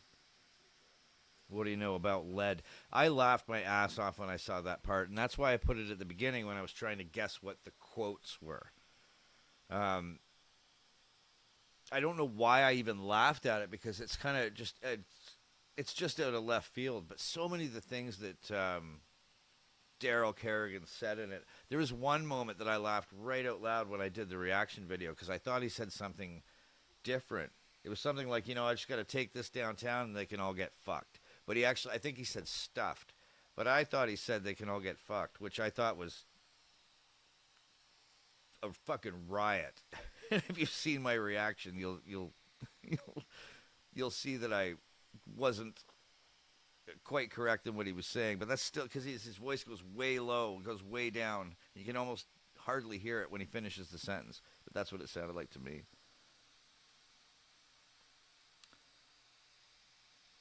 The dog balls are made of tractor hubcaps. Yep. The house evaluation was fucking awesome. When he's on the front porch and the guy shows up, this is about the dogs. This is about this. I've had it out with you guys. That was fucking great. I put that in the, was it in my channel trailer, or was it, it might be at the beginning of my castle reaction. I think I might have put it up there.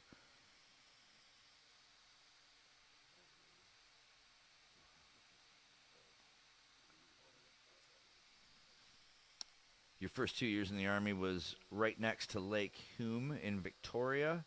So much like Bonnie Doon. It sounds like a cool fucking place. It sounds like that's kind of a nostalgic outdoor, I guess, vibe as like the Muskokas would to me here in Ontario. There's a place called Muskoka, which is this, it's kind of been taken over by rich people now, but it's this beautiful strip of land that goes between Georgian Bay on Lake Huron all the way across to what we call Algonquin Provincial Park, and it's one of the most beautiful landscapes in Canada. Boreal forests, lakes, and rivers.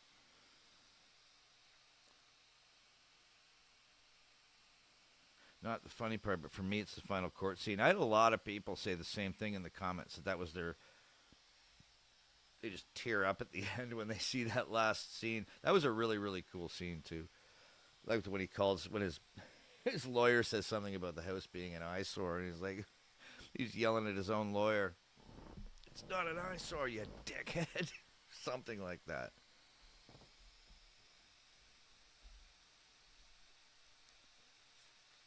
Okay, well, I feel better about it then. Thanks for pointing that out. Stuffed is just a polite way of saying getting fucked. So I guess in essence he was saying the same thing I thought he was.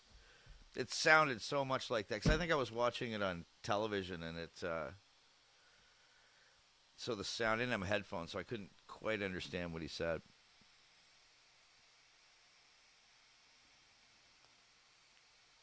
On just terms. Yeah, no shit. Yeah, that was powerful, and I don't think we actually have that. Why did my camera suddenly get darker? There we go. I don't think we have that word in our Charter of Rights and Freedoms here.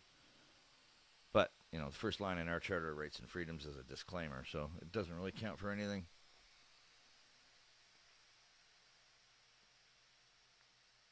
Bud Tringle is an awesome actor. Yeah, he's the guy who played the barrister.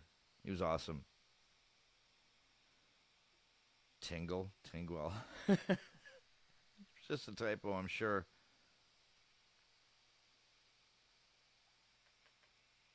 Tigwell. Was it Tingwell? Tingwell or Tigwell? You should open a shop, Daryl. There's so many great quotes in that. I like the it's going straight to the pool room because that was. I think I put it in my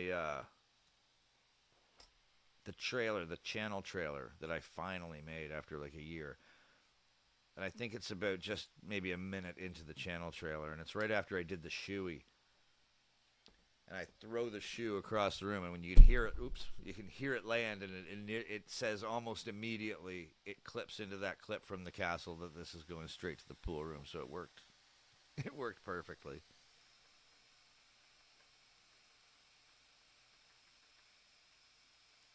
When Dale, oh my God, when his kid came after that thug at the door with the rifle, I just laughed my ass off too.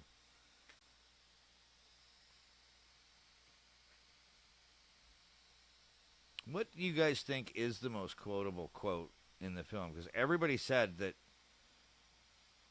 the main reason I should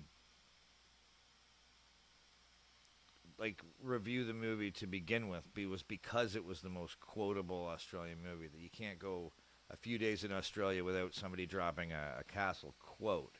What is the most prolific Castle quote that you would hear in everyday life? Because I know there's a lot, but what was the one you would hear most commonly?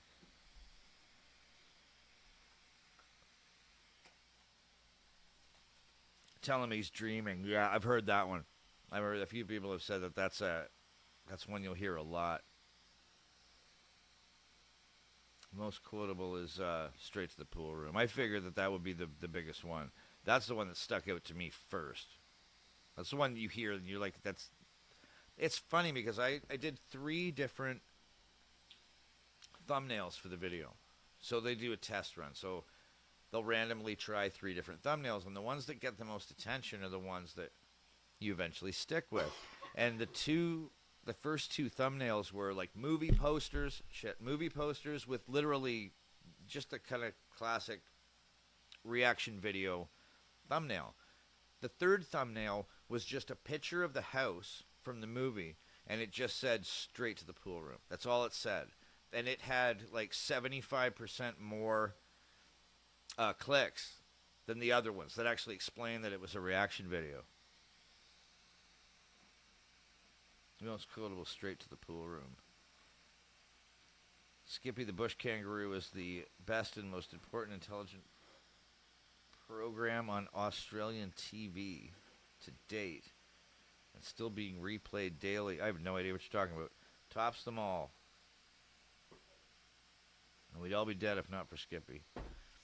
I'll take your word for it. Tell him he's dreaming, but I don't smoke.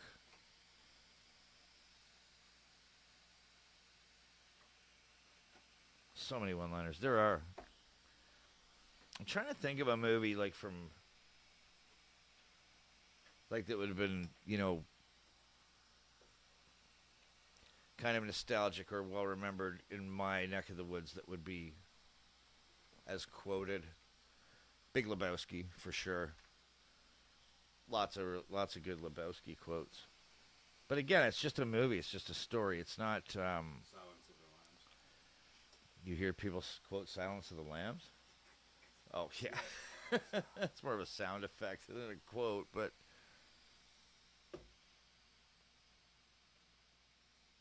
Get to the chopper. I'm going to, man. It's going to happen this week. It's going to happen probably either tomorrow night or Tuesday night. I'm going to sit down. I'm going to do the reaction for Chopper because I want to. That'll probably be the next thing to come out. You need to know Skippy. Oh, I know who Skippy is. Yeah, I just didn't know what you meant by the like the best and most intelligent program. I didn't know what you meant by that. I know who Skippy is. Actually, I just saw a fucking hilarious short the other day. Who sent it to me? It's one of you guys. Who sent me the short of the guy getting the shit kicked out of him by the kangaroo on that street corner?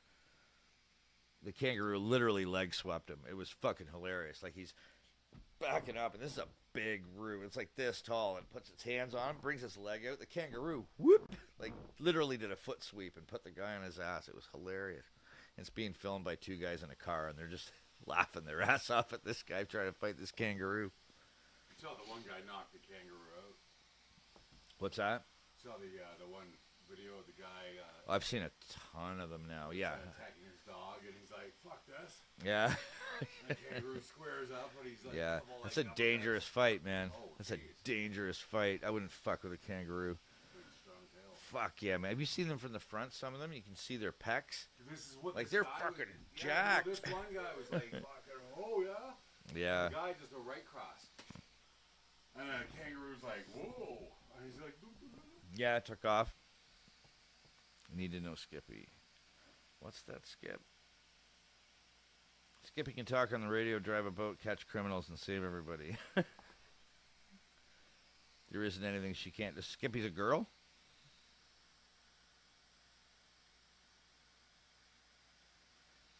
I saw that fucking Aussie Man reviews of that koala falling down into that pit.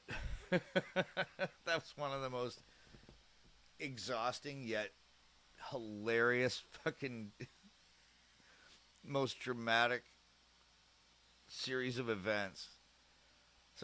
This koala falls down this hole, and it's too deep for anyone to get down. And it's stuck down there, so they put a branch down, hoping the koala will climb back up. It gets all the way to the top. It's looking around at everybody. It gets nervous. It slips. It falls all the way back down to the bottom. Aussie Man too. Oh, it's fucking, it's hilarious. Like it's, Seen the one with the bird? I'm this one. I'm just telling. I've seen all of Aussie. Well, shit. I'm gonna move this fucking thing. Hang on. The I've one seen with most the of bird where Aussie it Man's goes into the stuff. water. Come on, you can swim some more. Yeah, I've seen them all. Yeah, the one with the when the koala falls down the hole. It's like piss your pants funny. It's like, I think his best videos are the ones where he's reviewing wildlife. You see the one where he's chasing the seals, or where they're chasing seals to get the fishing line off of them. It's like there's hundreds of seals on the beach, and some of them have fishing line literally wrapped around their necks. So these people are tracking them down, and once they see one, you got to take a beat on it and sprint towards it because they'll all run for the ocean, all the hundreds of them. So they're narrowing in on one, and Aussie Man's just doing the voice for that one seal that's getting chased. That makes old man. Oh, it's really funny. It's really good.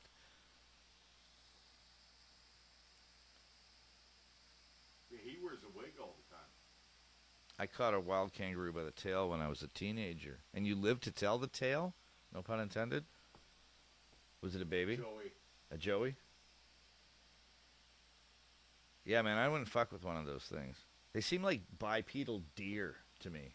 Like that's what they look like to me. Like deer that walk on two legs. Well, it's the basis for Looney Tunes. Remember with the big Kangaroo boxer. mouse?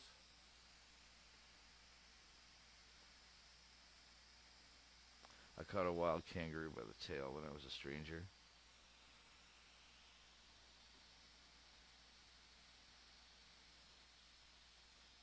Can't stand his bullshit. Who's that? Just never mention. Well, I guess I won't say his name then. Oh, fuck it. Rolf Harris. Never mention. Who's that?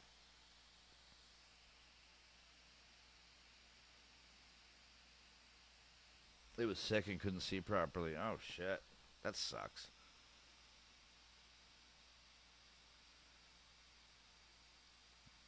You said never mention. Never mention. Never mention Rolf Harris. And then you said, yes, don't. Then why'd you mention it? Well, who is he? I don't know. I was told not to mention it.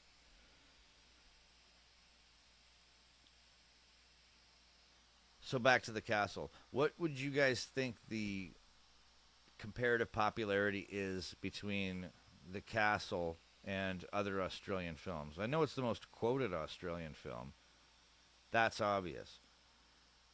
But in general popularity, like, do you guys think it's the most popular Australian film to Australians? Like, if I had to ask you what you think in your country the most popular national film is would it be The Castle?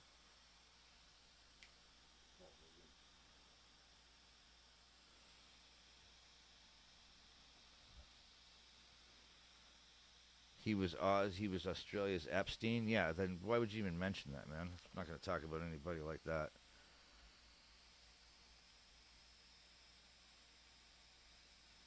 Yeah, that's a conversation for other channels. Castle would have to be up there. But what else? So you're saying the Castle is definitely going to be there in the conversation. What if there was a balance between two of them or even three of them? What do you think the other one or two would be? Would it be something like Mad Max, or would it be something like Anzacs? But I guess Anzacs was a TV show. Yeah, but I was talking about like films and specifically, not actors. The one where he goes to New York. Crocodile Dundee. Yeah, I'm going to go out on a limb and guess that it's because I know Paul Hogan's very well loved in Australia, but Crocodile Dundee to me, I'm not looking at the chat on purpose. I'm going to say I don't think that would be among the most popular Australian movies because first of all, it's not an Australian movie. That's fucking great. But it's based off a real character from Australia. It's yeah, but it's not an Australian film though. It's like it's a Hollywood movie. You know what I mean? It's a true story. Mm-hmm. Mm-hmm. Yeah, it's interesting too. Crocodile Dundee is He's based just on a true fucking story. guy fucked off into the outback, and he's like, Kind of a light. shit. I don't know what happened to my lighter again.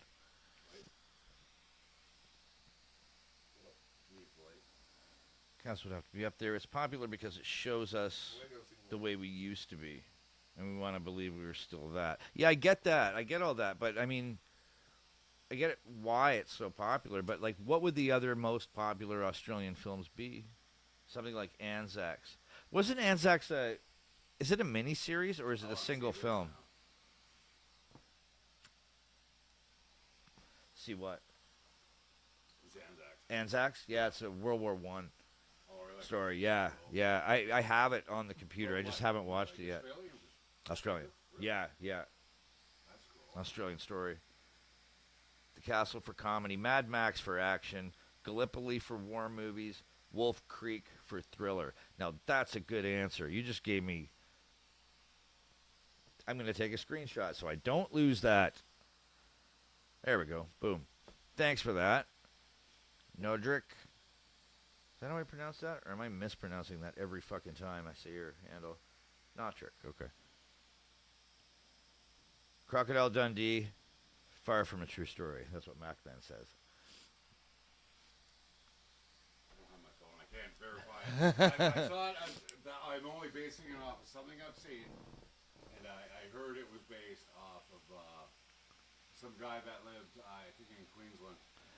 Yeah, my friend Mike said he saw something somewhere that he said that suggested it was based off some guy that lived in Queensland. Yeah, I've never heard that it was based on anything Went true. off grid. He's like, fuck this. Oh, a guy that left and went off grid? You might be thinking about that All Blacks guy from New Zealand. No, I know. You know that one too? Yeah. Yeah. Crocodile Dundee is Mad Max, Malcolm, The Big Steal. There's two I haven't heard either, Michael. Email me those so I don't lose them. Mini-series. Yeah, Anzacs is a mini-series. I think it's 3 parts. Yeah, okay. That's it, eh? Oh, I'd watch that. Yeah, I have it. It's on my computer. Like it's on the list. I just haven't gotten to it yet. Movie reactions take a while. So, like, first of all, there's like the 2 hours to watch the film, and then there's like the 17 hours of editing that comes after it to actually splice it into a 10-minute video, which is tough because when I do, like with movie reactions, even down to a 10-minute video, it's a real coin toss as to whether it's going to get copyright claimed.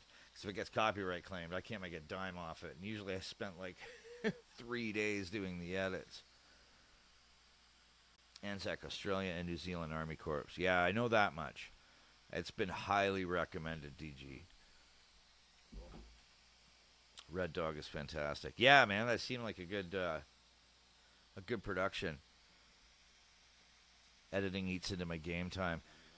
Yeah, it's it's part of the. I don't like to say part of the job because this is. I enjoy doing it too much to call it a job, but I will say that it's like hunting. You know what I mean? Taking the shot, that's the easy part.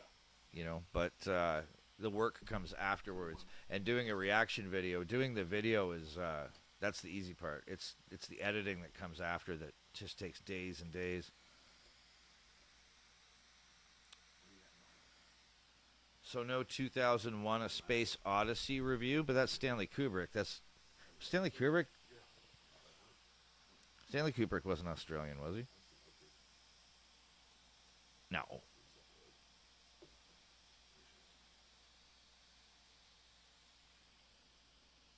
Great movie, better book, but yeah, Arthur C. Clarke's one of my heroes. 2001, Uh, but they were talking about the movie. my God, it's full of stars. I love it. I mean, it's a great movie. It's a better book, but my favorite Arthur C. Clarke story, though, which I cannot believe has never been made into a movie, is Rendezvous with Rama. Like that's one of the best science fiction stories ever fucking written.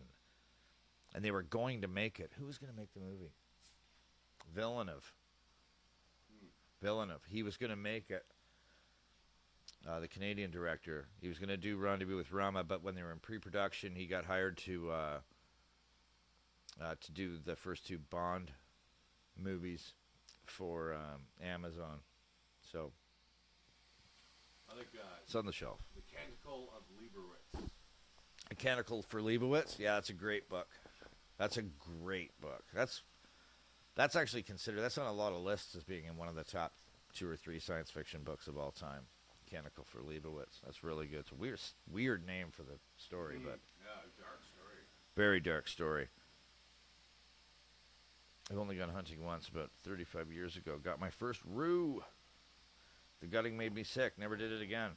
Yeah, it takes some getting used to. It takes some getting used to. When I had to clean my first buck, it was it's not easy. You know, it's not easy to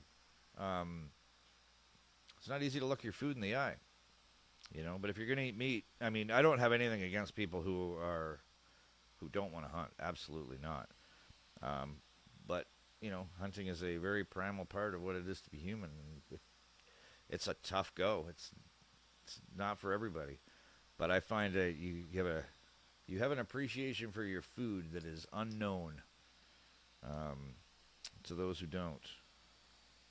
6 hours of full course yellow due to fog. Oh, is that the Endurance, the 24-hour Daytona? Watch Priscilla, Queen of the Desert. I've heard of that one.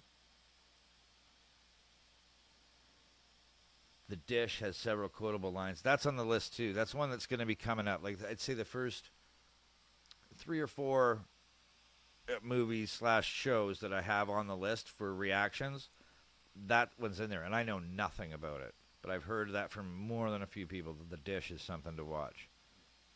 Australian film. Sci-fi. Don't know. I don't know anything about it. That's the best. I love how eating. I went into like the human centipede. Oh fuck. No. I can never watch that again. Now you know why I recommended it to you. Yeah, that's true. That's true. Right out of the blue. Notrick says, I love eating rue, but someone else has to get it. Hey, man, fair enough. It's all good. How is it anyway? What does kangaroo taste like? I mean, that's something that's definitely going to happen when I go to Australia. Something I'm going to have to try. My uncle lives in Parkus, home of The Dish. The Dish helped me watch the moon landing at school. All right. Romper Stomper. Seen it. I've had a lot of people say, well, if you're going to cover Australian films, you got to do Romper Stomper. I've already seen it, so I can't react to it. Could do a review on it, though. Maybe that'll come down the road. I'll just give it a watch, and then we'll do a live stream and talk about it. But that was that's a dark fucking movie, Romper Stomper. That was disturbing in many different ways. It was kind of like an Australian American History X. I think it was Russell Crowe's first movie, wasn't it? Like he was like a kid in that film.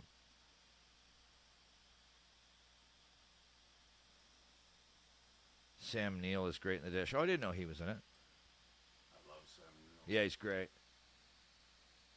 Like lean beef, it can be tough if not cooked right. Fair enough. I'm definitely going to have to check that out. Matrix was filmed here. Oh, was it? Does that make it Australian? No, it doesn't.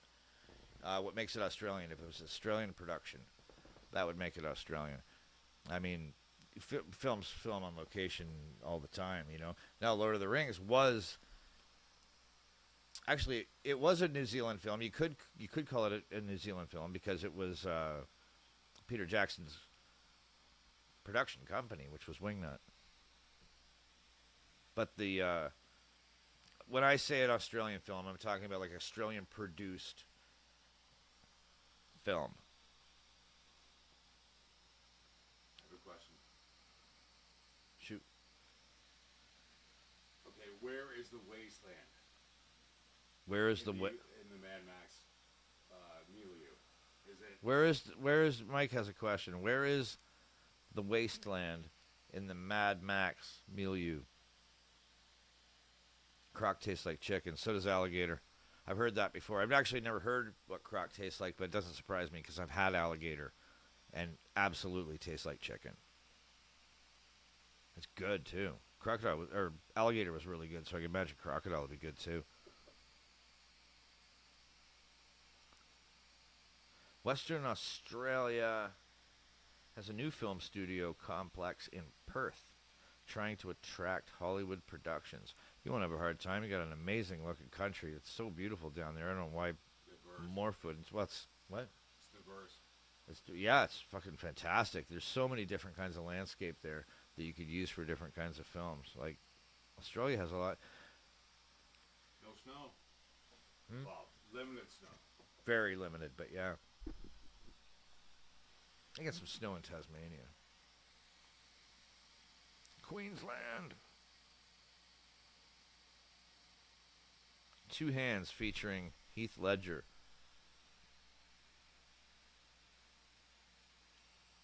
Wasteland is western New South Wales.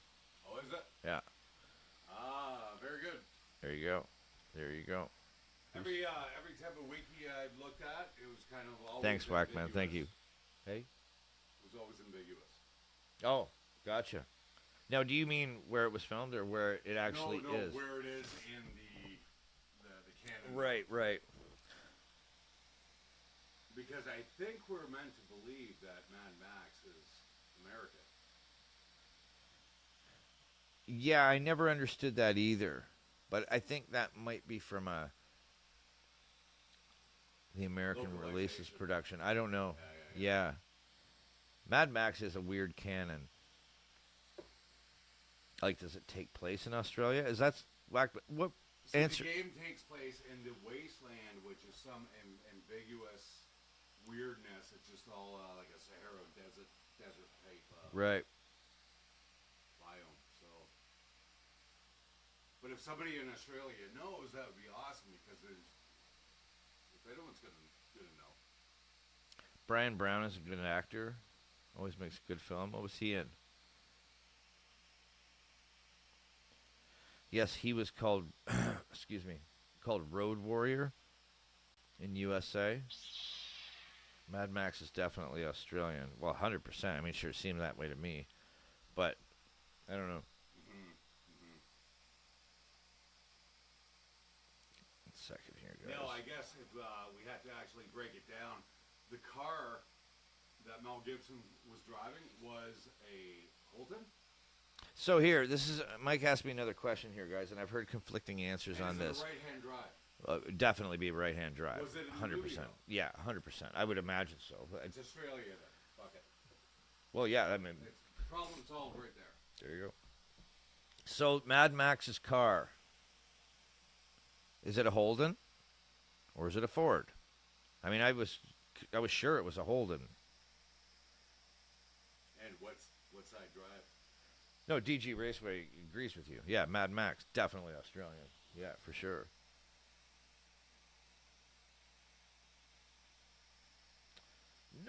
fucking Ford. I knew you'd say that. It's a Bitsa. Bit of Ford, bit of Holden. Nice. It's true though, I think. Yeah, no, I'm sure it is. I'm sure it is. Trent Steele, Ford shit. This is where you're going to see the separation of Australian opinions right here is Tell between you guys, Ford and I Holden. am going to bring over my PS5. We're going to play Mad Max, and you're going to see how you can build your Magnus Opus, which is The car? and you can bastardize it. All right, so at some point, my friend Mike's going to bring over his PlayStation 5, and I should be getting a capture card pretty soon anyway. And we'll do a live stream, and we'll play the Mad Max game and try to put this car together ourselves. And for all you guys out there, don't worry, we'll keep it holding. Ford XB Falcon. Yeah, I didn't even red versus blue. Yeah, man, blue oval or red lion.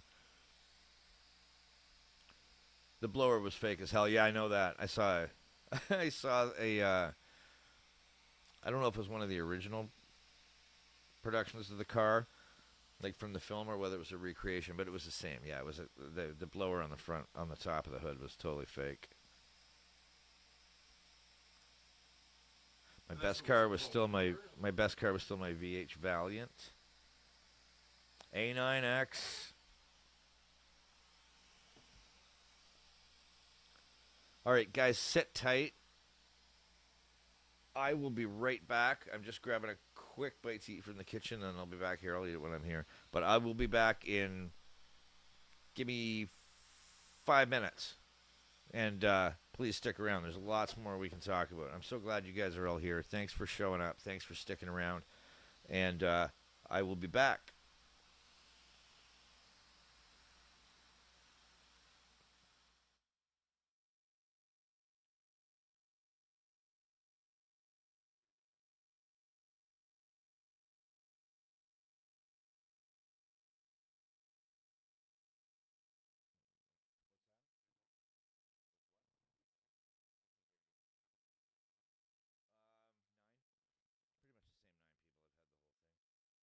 whole thing. Yeah.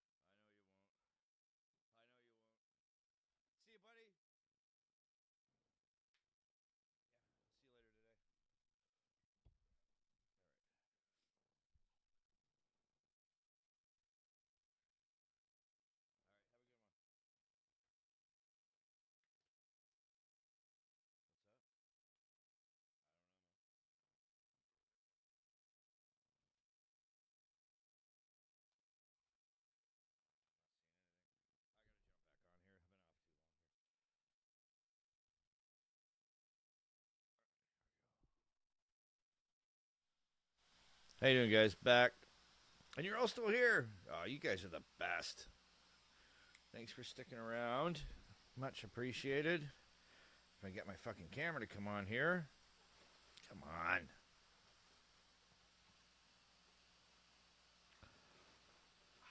There we go. Yeah, we're good. Did you find your keys? All right, see you later, man. Thanks for coming over. So, now it's just us. Don't get me wrong. I love my friends.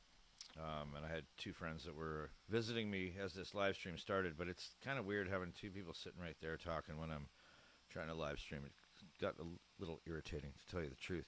It caught me off fucking track, too. So, DJ, I do apologize to everybody because we were supposed to do a review of The Castle on this, but because I had two of my friends sitting here, they were interjecting, throwing opinions in, and I don't know. It just threw me off. So, but I'm happy to just have the conversation with you guys anyway. Most of my life, never kept one.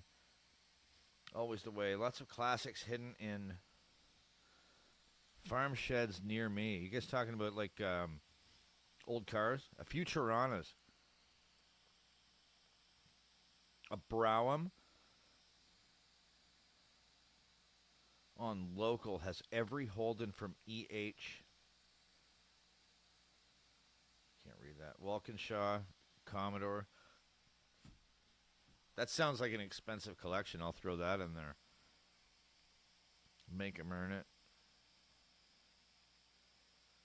Still on my VYSS. All matching. Well, until my grandson gets it, that is. Yep. He's 16 now. Fucking starting to worry. Trick. Make sure he earns it. Oh, I'm sure he will if I know Michael. Oh, shit, he's back. I'm back. Shh. I've got the chat I can read, man. Another movie for the list. Stone. Okay? This is like a never-ending fucking list of movies that I gotta watch now. I had no idea that there was gonna be that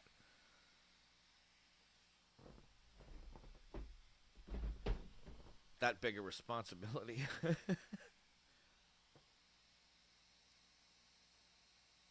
my... Hang on a sec, guys. I just gotta grab my lighter.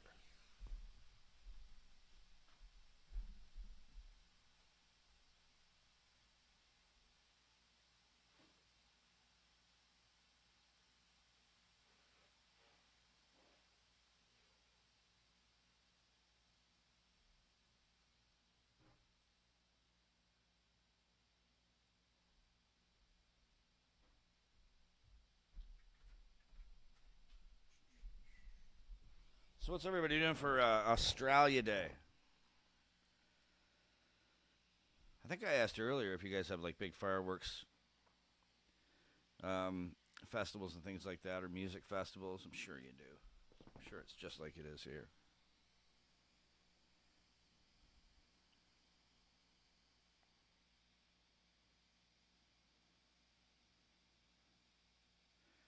You're going to be fucking busy, mate. Yeah. You know what, though? There's nothing wrong with having content. That's what I mean, I said this to you guys before. I got a little bit burned out in December.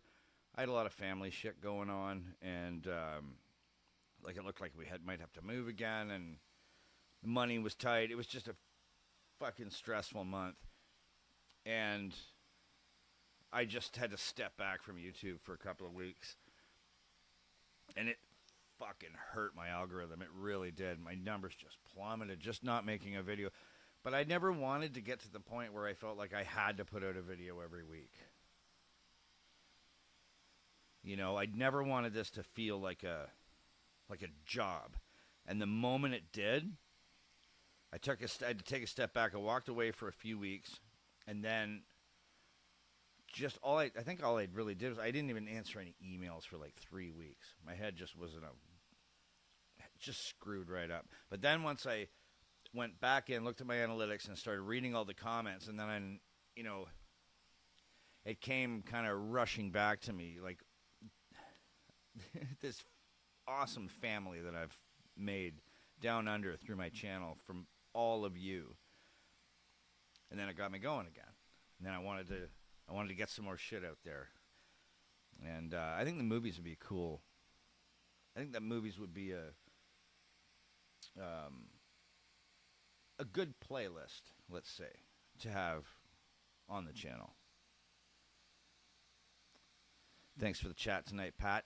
Always, DG. It's always a fucking pleasure to talk to you, my friend. One of my earliest supporters. You're a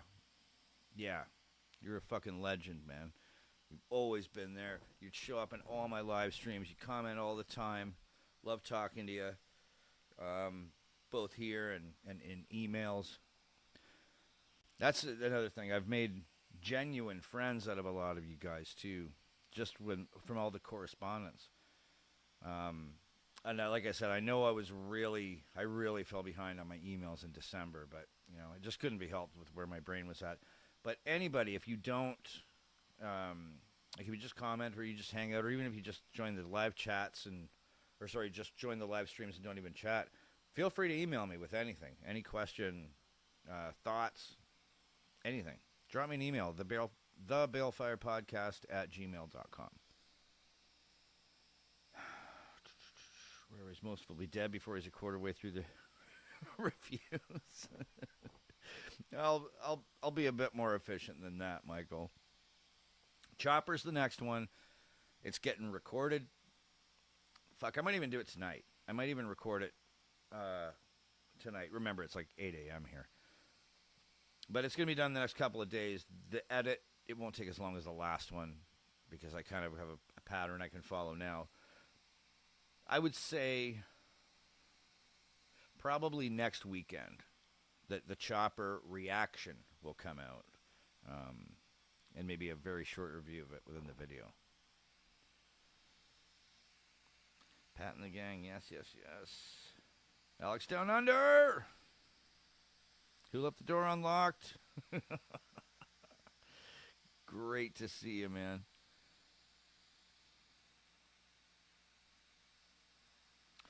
We love you and we understand when you need a break. It's a big no worries from us. Thanks, brother. I appreciate it. But that was the whole thing. It was, you guys are like family to me. And I fucking mean that. When I looked at, I put the live stream on. I put the, I'll be here soon window up because I was working through a few things. And when I sat down, I'm like, there might be one or two people. And I sat down, there was 9. And someone's got something else to do, but that's cool. You guys show up. I don't care if I have 150 people in my chat. I don't want 150 people in my chat, quite frankly. This is like the only thing that's missing from this kind of live stream, which I want to start doing every week, is audio. But I can do that. I could do it on Patreon, and I think a lot of you guys here are on my Patreon. Maybe I'll do that sometime soon on Patreon. I'll set it up so we can do a live stream where everybody can talk to each other. I think that'd be kind of fun. Like a little town hall. That'd be fun. Anyway, I love all you guys. You guys, your comments and your support make it all worth it for me. When you visit, try to get to the southwest. Most visitors stick to the East Coast and miss out on the paradise. Not trick. I had I think it was a comment from a guy in Perth who he left me the nicest comment. He said, something like your lodging and your drinks are covered in Perth if you ever make it this far.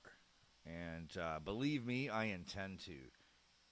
Once I get there once, it's going to be easier to get there again. It's the first trip's. It's tough. It's an expensive go, especially if I'm going to the other side of the world for 6 weeks. Fortunately, I do have a few genuine invitations for places to stay for a few days here, a few days there, as I'm going across the country. So that will definitely makes the trip, more doable, just for cost. And obviously, I'm not like, well, my friend Owen's gone right now. I'm not like some stupid American who would, and not just Americans, but I'm sure there's a lot of people that go to Australia. So I want to see the whole country. It's like coming to Canada and saying, I want to ski in the Rockies, I want to see Niagara Falls, and I want to see the Viking ruins in Newfoundland. Yeah, you need about 6 months to do all that. And I imagine Australia is pretty much the same. My first trip will probably be 5 to 6 weeks. And it'll be east. The first trip will be east. And it'll probably be Bathurst. Because that's what pulled me into Australia in the first place, was Bathurst. Bathurst, Brisbane, the coast. That coast. That'll be my 6 weeks. I'm going to see my friends in Melbourne. I got friends in Queensland and New South Wales that I got to see, so it'll be both. But the second trip will very likely be the West Coast.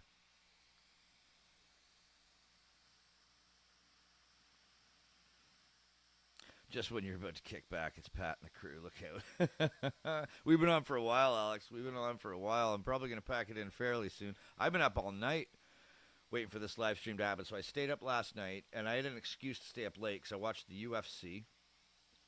And, God,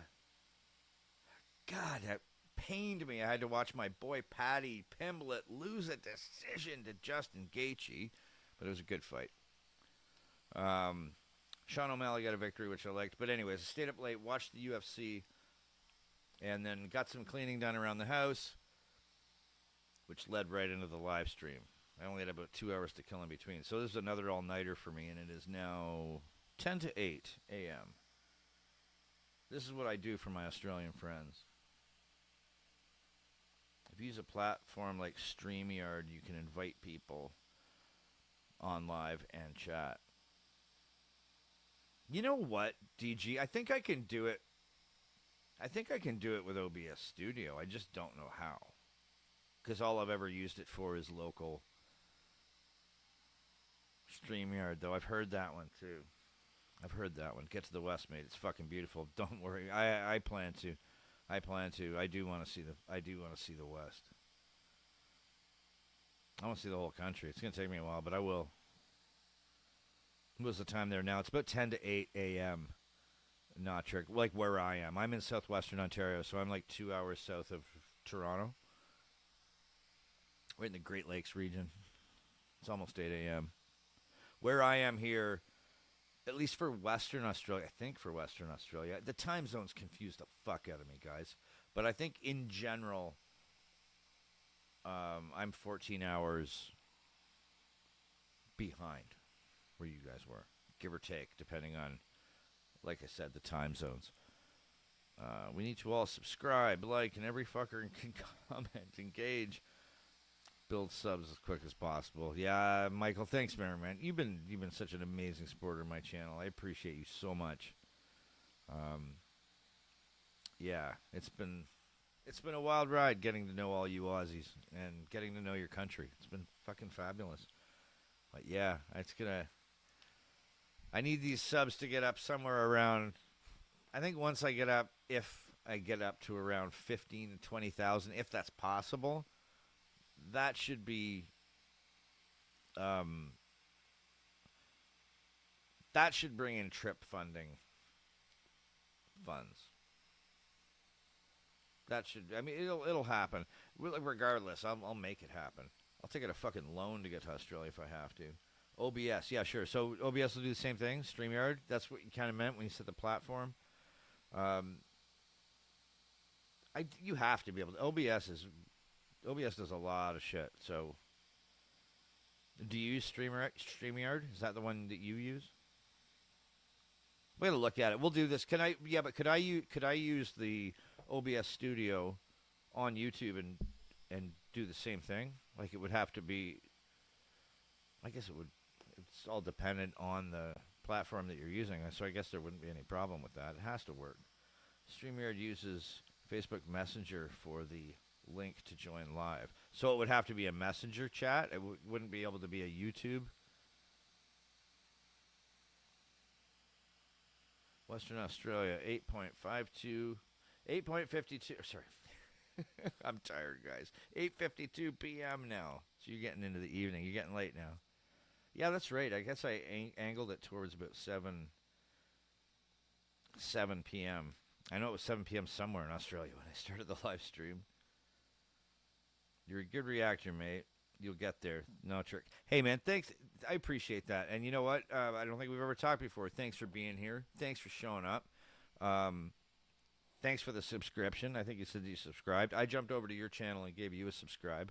I'll dig into your channel tomorrow. Yeah, anybody out there, check out Notrick, who's in the chat here. I think, was this your first time hanging out, man? Forgive me if it's not, because sometimes I forget names. But he's got some cool video game streams. Did you stream your? Are they pre-recorded or they streamed? Notrick. Anyway, jump over there and give that guy a subscribe and spread some of the love around. Oh, you StreamYard, mate. Yeah, okay, I figured you did. So you're confident that I could use OBS Studio on... sorry, that was my phone. It sounded like a lightsaber. That's my phone notification. Let's just move that. So you're sure that I can use OBS Studio to do, like, audible... What I'm trying to say... Like I could do a live stream where everybody can talk to each other on YouTube. I sent you a ditty for sub sales. It's to the Thippy Skippy theme song. Oh, I'm going to be checking that out, buddy. Thank you. Yeah, you can use OBS, but you have to do it all manually. Like pull up their stream and put it on your screen.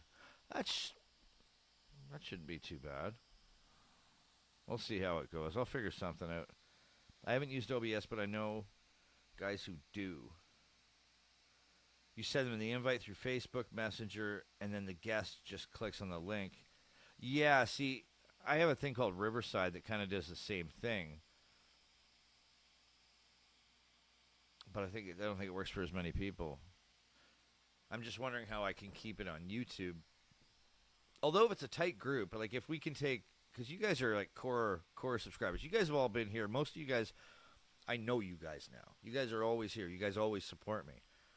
You know, maybe we'll do that. We'll set something up where we can get all the OGs in a room, and Notrick, you're welcome to join, where we can all kind of hang out and actually chat with each other. It doesn't have to be on YouTube. I'm going to look into that, and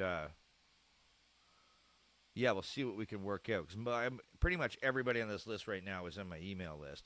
Notrick, drop me an email just so just so I can contact you. So if I do that, I can send you an email and tell you that it's going to happen.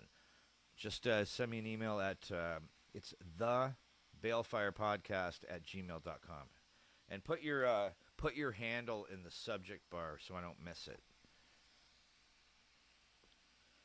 My vids are recorded because the internet was potato speedy here until I upgraded. Live stream via video. It's like a FaceTime call. Yeah, exactly. That's what we'll do. We'll set something up. We'll definitely set something up and do that. Better off setting up a Discord channel. Oh my God, that was a nightmare the last time I tried to do that. Then we can all join live stream inside Discord, and you can stream it out to YouTube from there. See, that sounds so cool. I went on Discord one time. I don't know if it's because I'm getting old, but I started feeling like, you know, our first 56K modem is like a black and white TV. That there's so much shit out now. I set up a Discord. I have a Discord. It confuses the shit out of me. Like, exactly what it is. I see message boards, and I see people saying, use it for this, use it for that. I think I need a lesson on Discord. Because if I can do that with it, Whackman, like, better off setting up a Discord channel, then we can join the stream inside Discord, and I can put it on YouTube. I mean, that definitely sounds like the way to go. I just have no fucking idea how to navigate Discord or use it. Took me a few years to get into Discord. It's like old IRC. but with pics and shit. Okay. Okay. I'll give it a try. You know what? Because of that, in the next couple of days, I'll jump back because I already have a Discord like account. Maybe I'll jump back in and I'll give it another go. Because if I can do all that with it in one shot, that definitely sounds like the way to go. Yes, Discord can do stream. All right. If Michael's telling me that yes, Discord could do stream, I'll figure it out. I'll figure it out. Thanks for throwing that up there, Michael. You actually made me. It's less daunting now.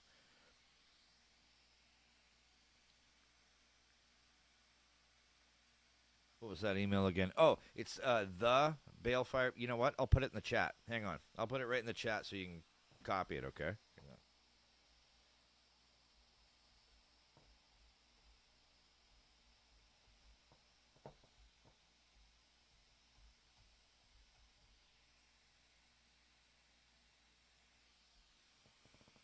There you go. So you should be able to copy and paste it from the chat as long as I spelt it right. The Balefire Podcast at gmail.com. There you go, brother.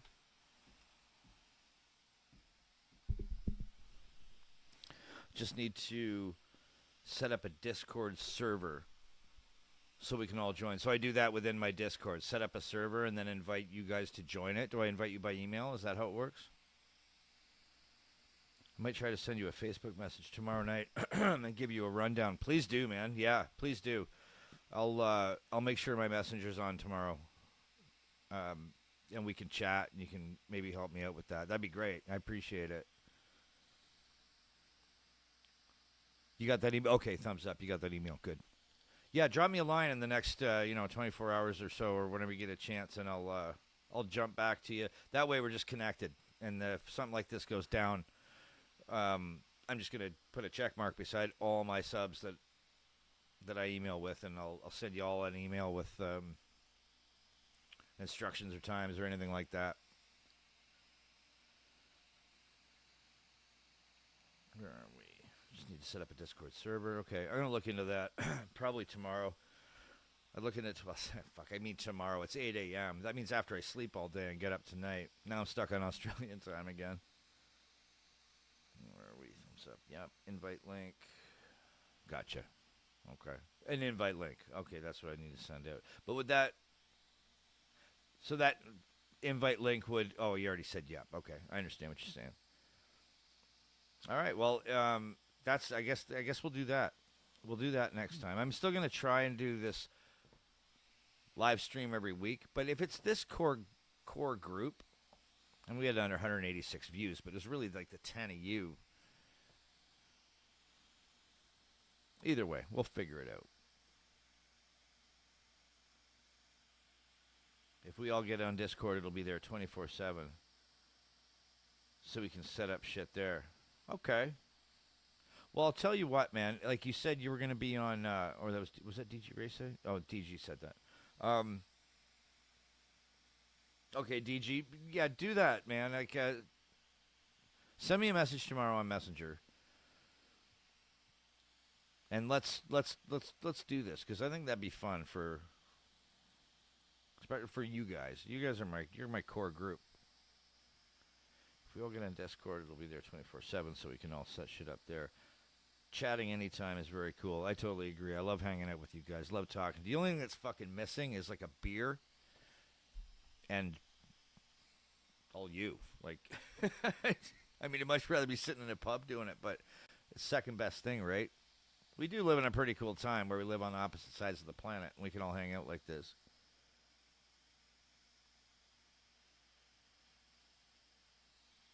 It's just easier than talking in chat. Hell yeah, man. That's one of the things I feel really, how can I put it?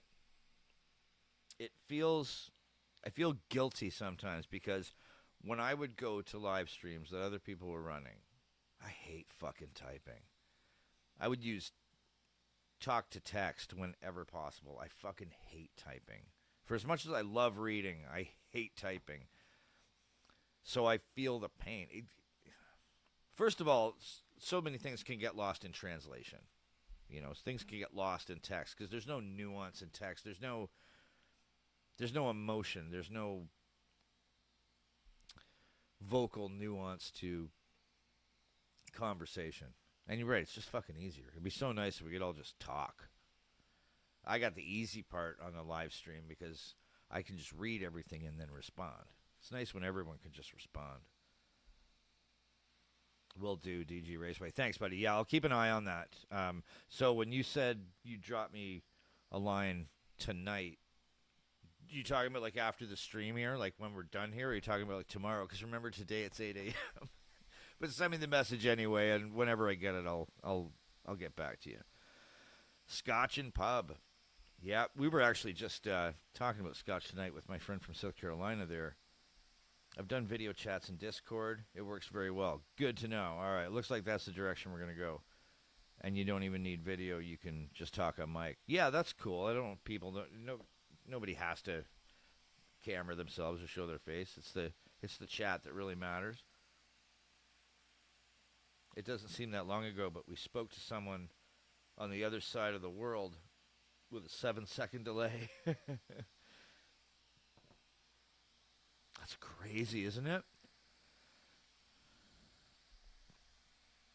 It's Monday here already, Pat. That's right, of course it is. Yeah, it's Sunday. Fuck. So it's Monday here already. What fucking time is it? 8:05.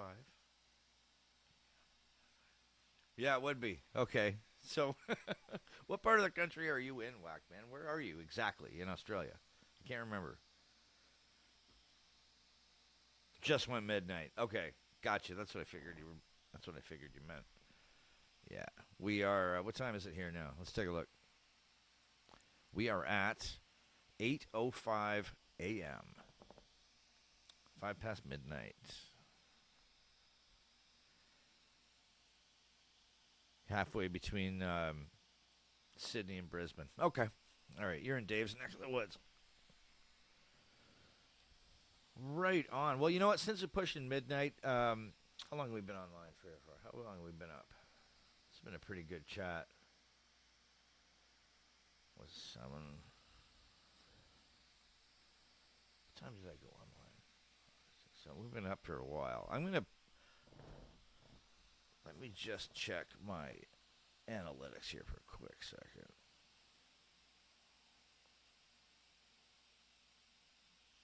There we go. 3 solid hours. That was a good little live stream. It's not so long ago that no one.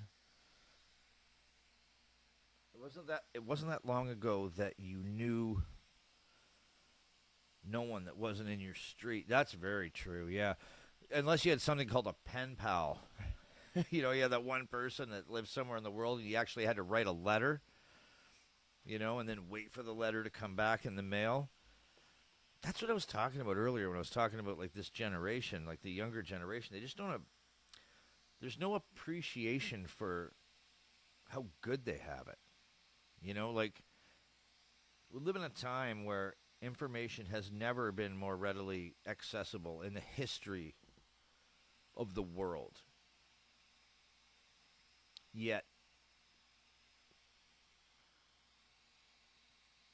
this new generation uses it to shit on each other in social media. I think part of it is because the younger generation, they never had to fight for anything. They were just handed everything. It was all the generations that came before that bled and fought and endured and suffered. You get this. I always call Generation Z, whatever they want to be called. I call them the spoiled generation of history. You get no diversity, and you end up complaining about, no adversity, and you end up complaining about the stupidest things.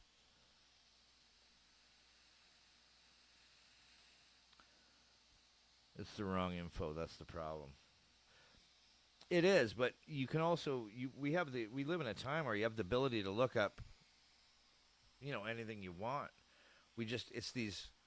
I get what you mean though. Social media is set up so it feeds you stuff that's gonna make you angry in a lot of cases. There's never been a time when Info has been so easy to get. Yep. But also a bunch of slop at the same time. This is true. You don't know what's real anymore. Well, especially now, right? Like with AI and AI video and like the Turing test. That's out the window, right? I mean, that's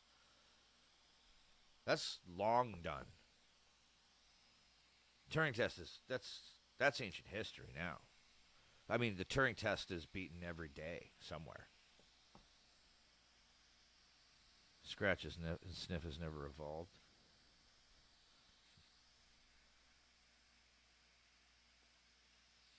It's a toilet that doesn't flush anymore. That's a good point. And it just means it's just going to get worse and worse. Black man, no true. Anyone can post shit and find people who believe it. Absolutely. I mean, there's a sucker born every day. Yeah. Yeah. Well, I'm glad that my crew here, you guys, you're all solid. You're all smart. You're all open minded. Y'all can take a joke. And you're all fucking legends for sticking with me for all these months and helping my channel grow. These guys, this group right here that's been with me since from the beginning of this till the end. Yeah, I love you guys. You guys are fucking legends.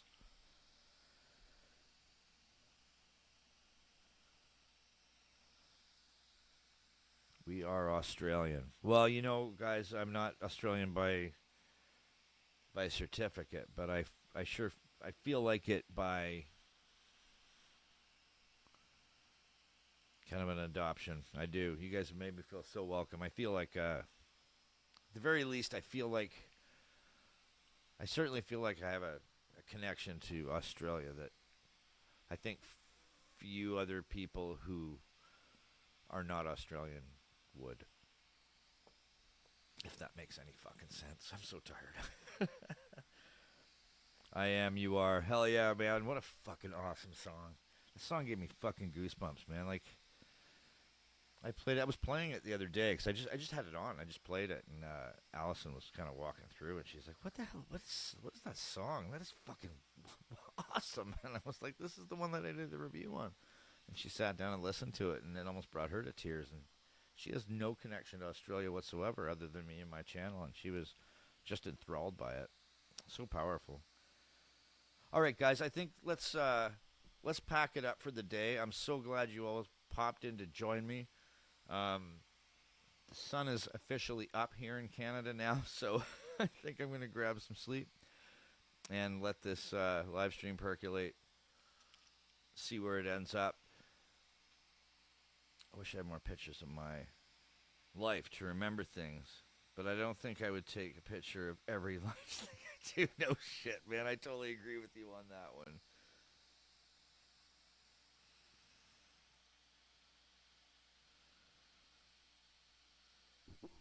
Cheers, mate. Thanks again. Yeah, you too, man. You too. So, DG, yeah, make sure you message me tomorrow or today for you or whatever you're going to do. I'll check on my messenger so I can hopefully figure out how to get the Discord thing working up. And then I'll send out, once we do, I'll send out an email to everybody, and then we can meet over on the Discord server, and then we'll set up the actual live chat. So we can actually talk to each other. Take care, all. Love you all, even Pat sometimes. Yeah, me too, sometimes. Take it easy, Michael. Always great to talk to you. DG, thank you so much for being here. Whack, man, always great to see you. Always great to talk to you. Who else fucking visited today? This was so awesome. This was a good one. Notrick, welcome. Thank you, buddy, for hanging out. Awesome to make your acquaintance, too. Glad you're around. Hopefully I got you a few subs for your place.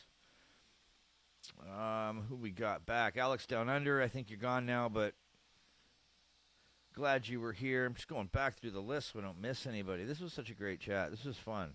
For something I only posted a very short time ago.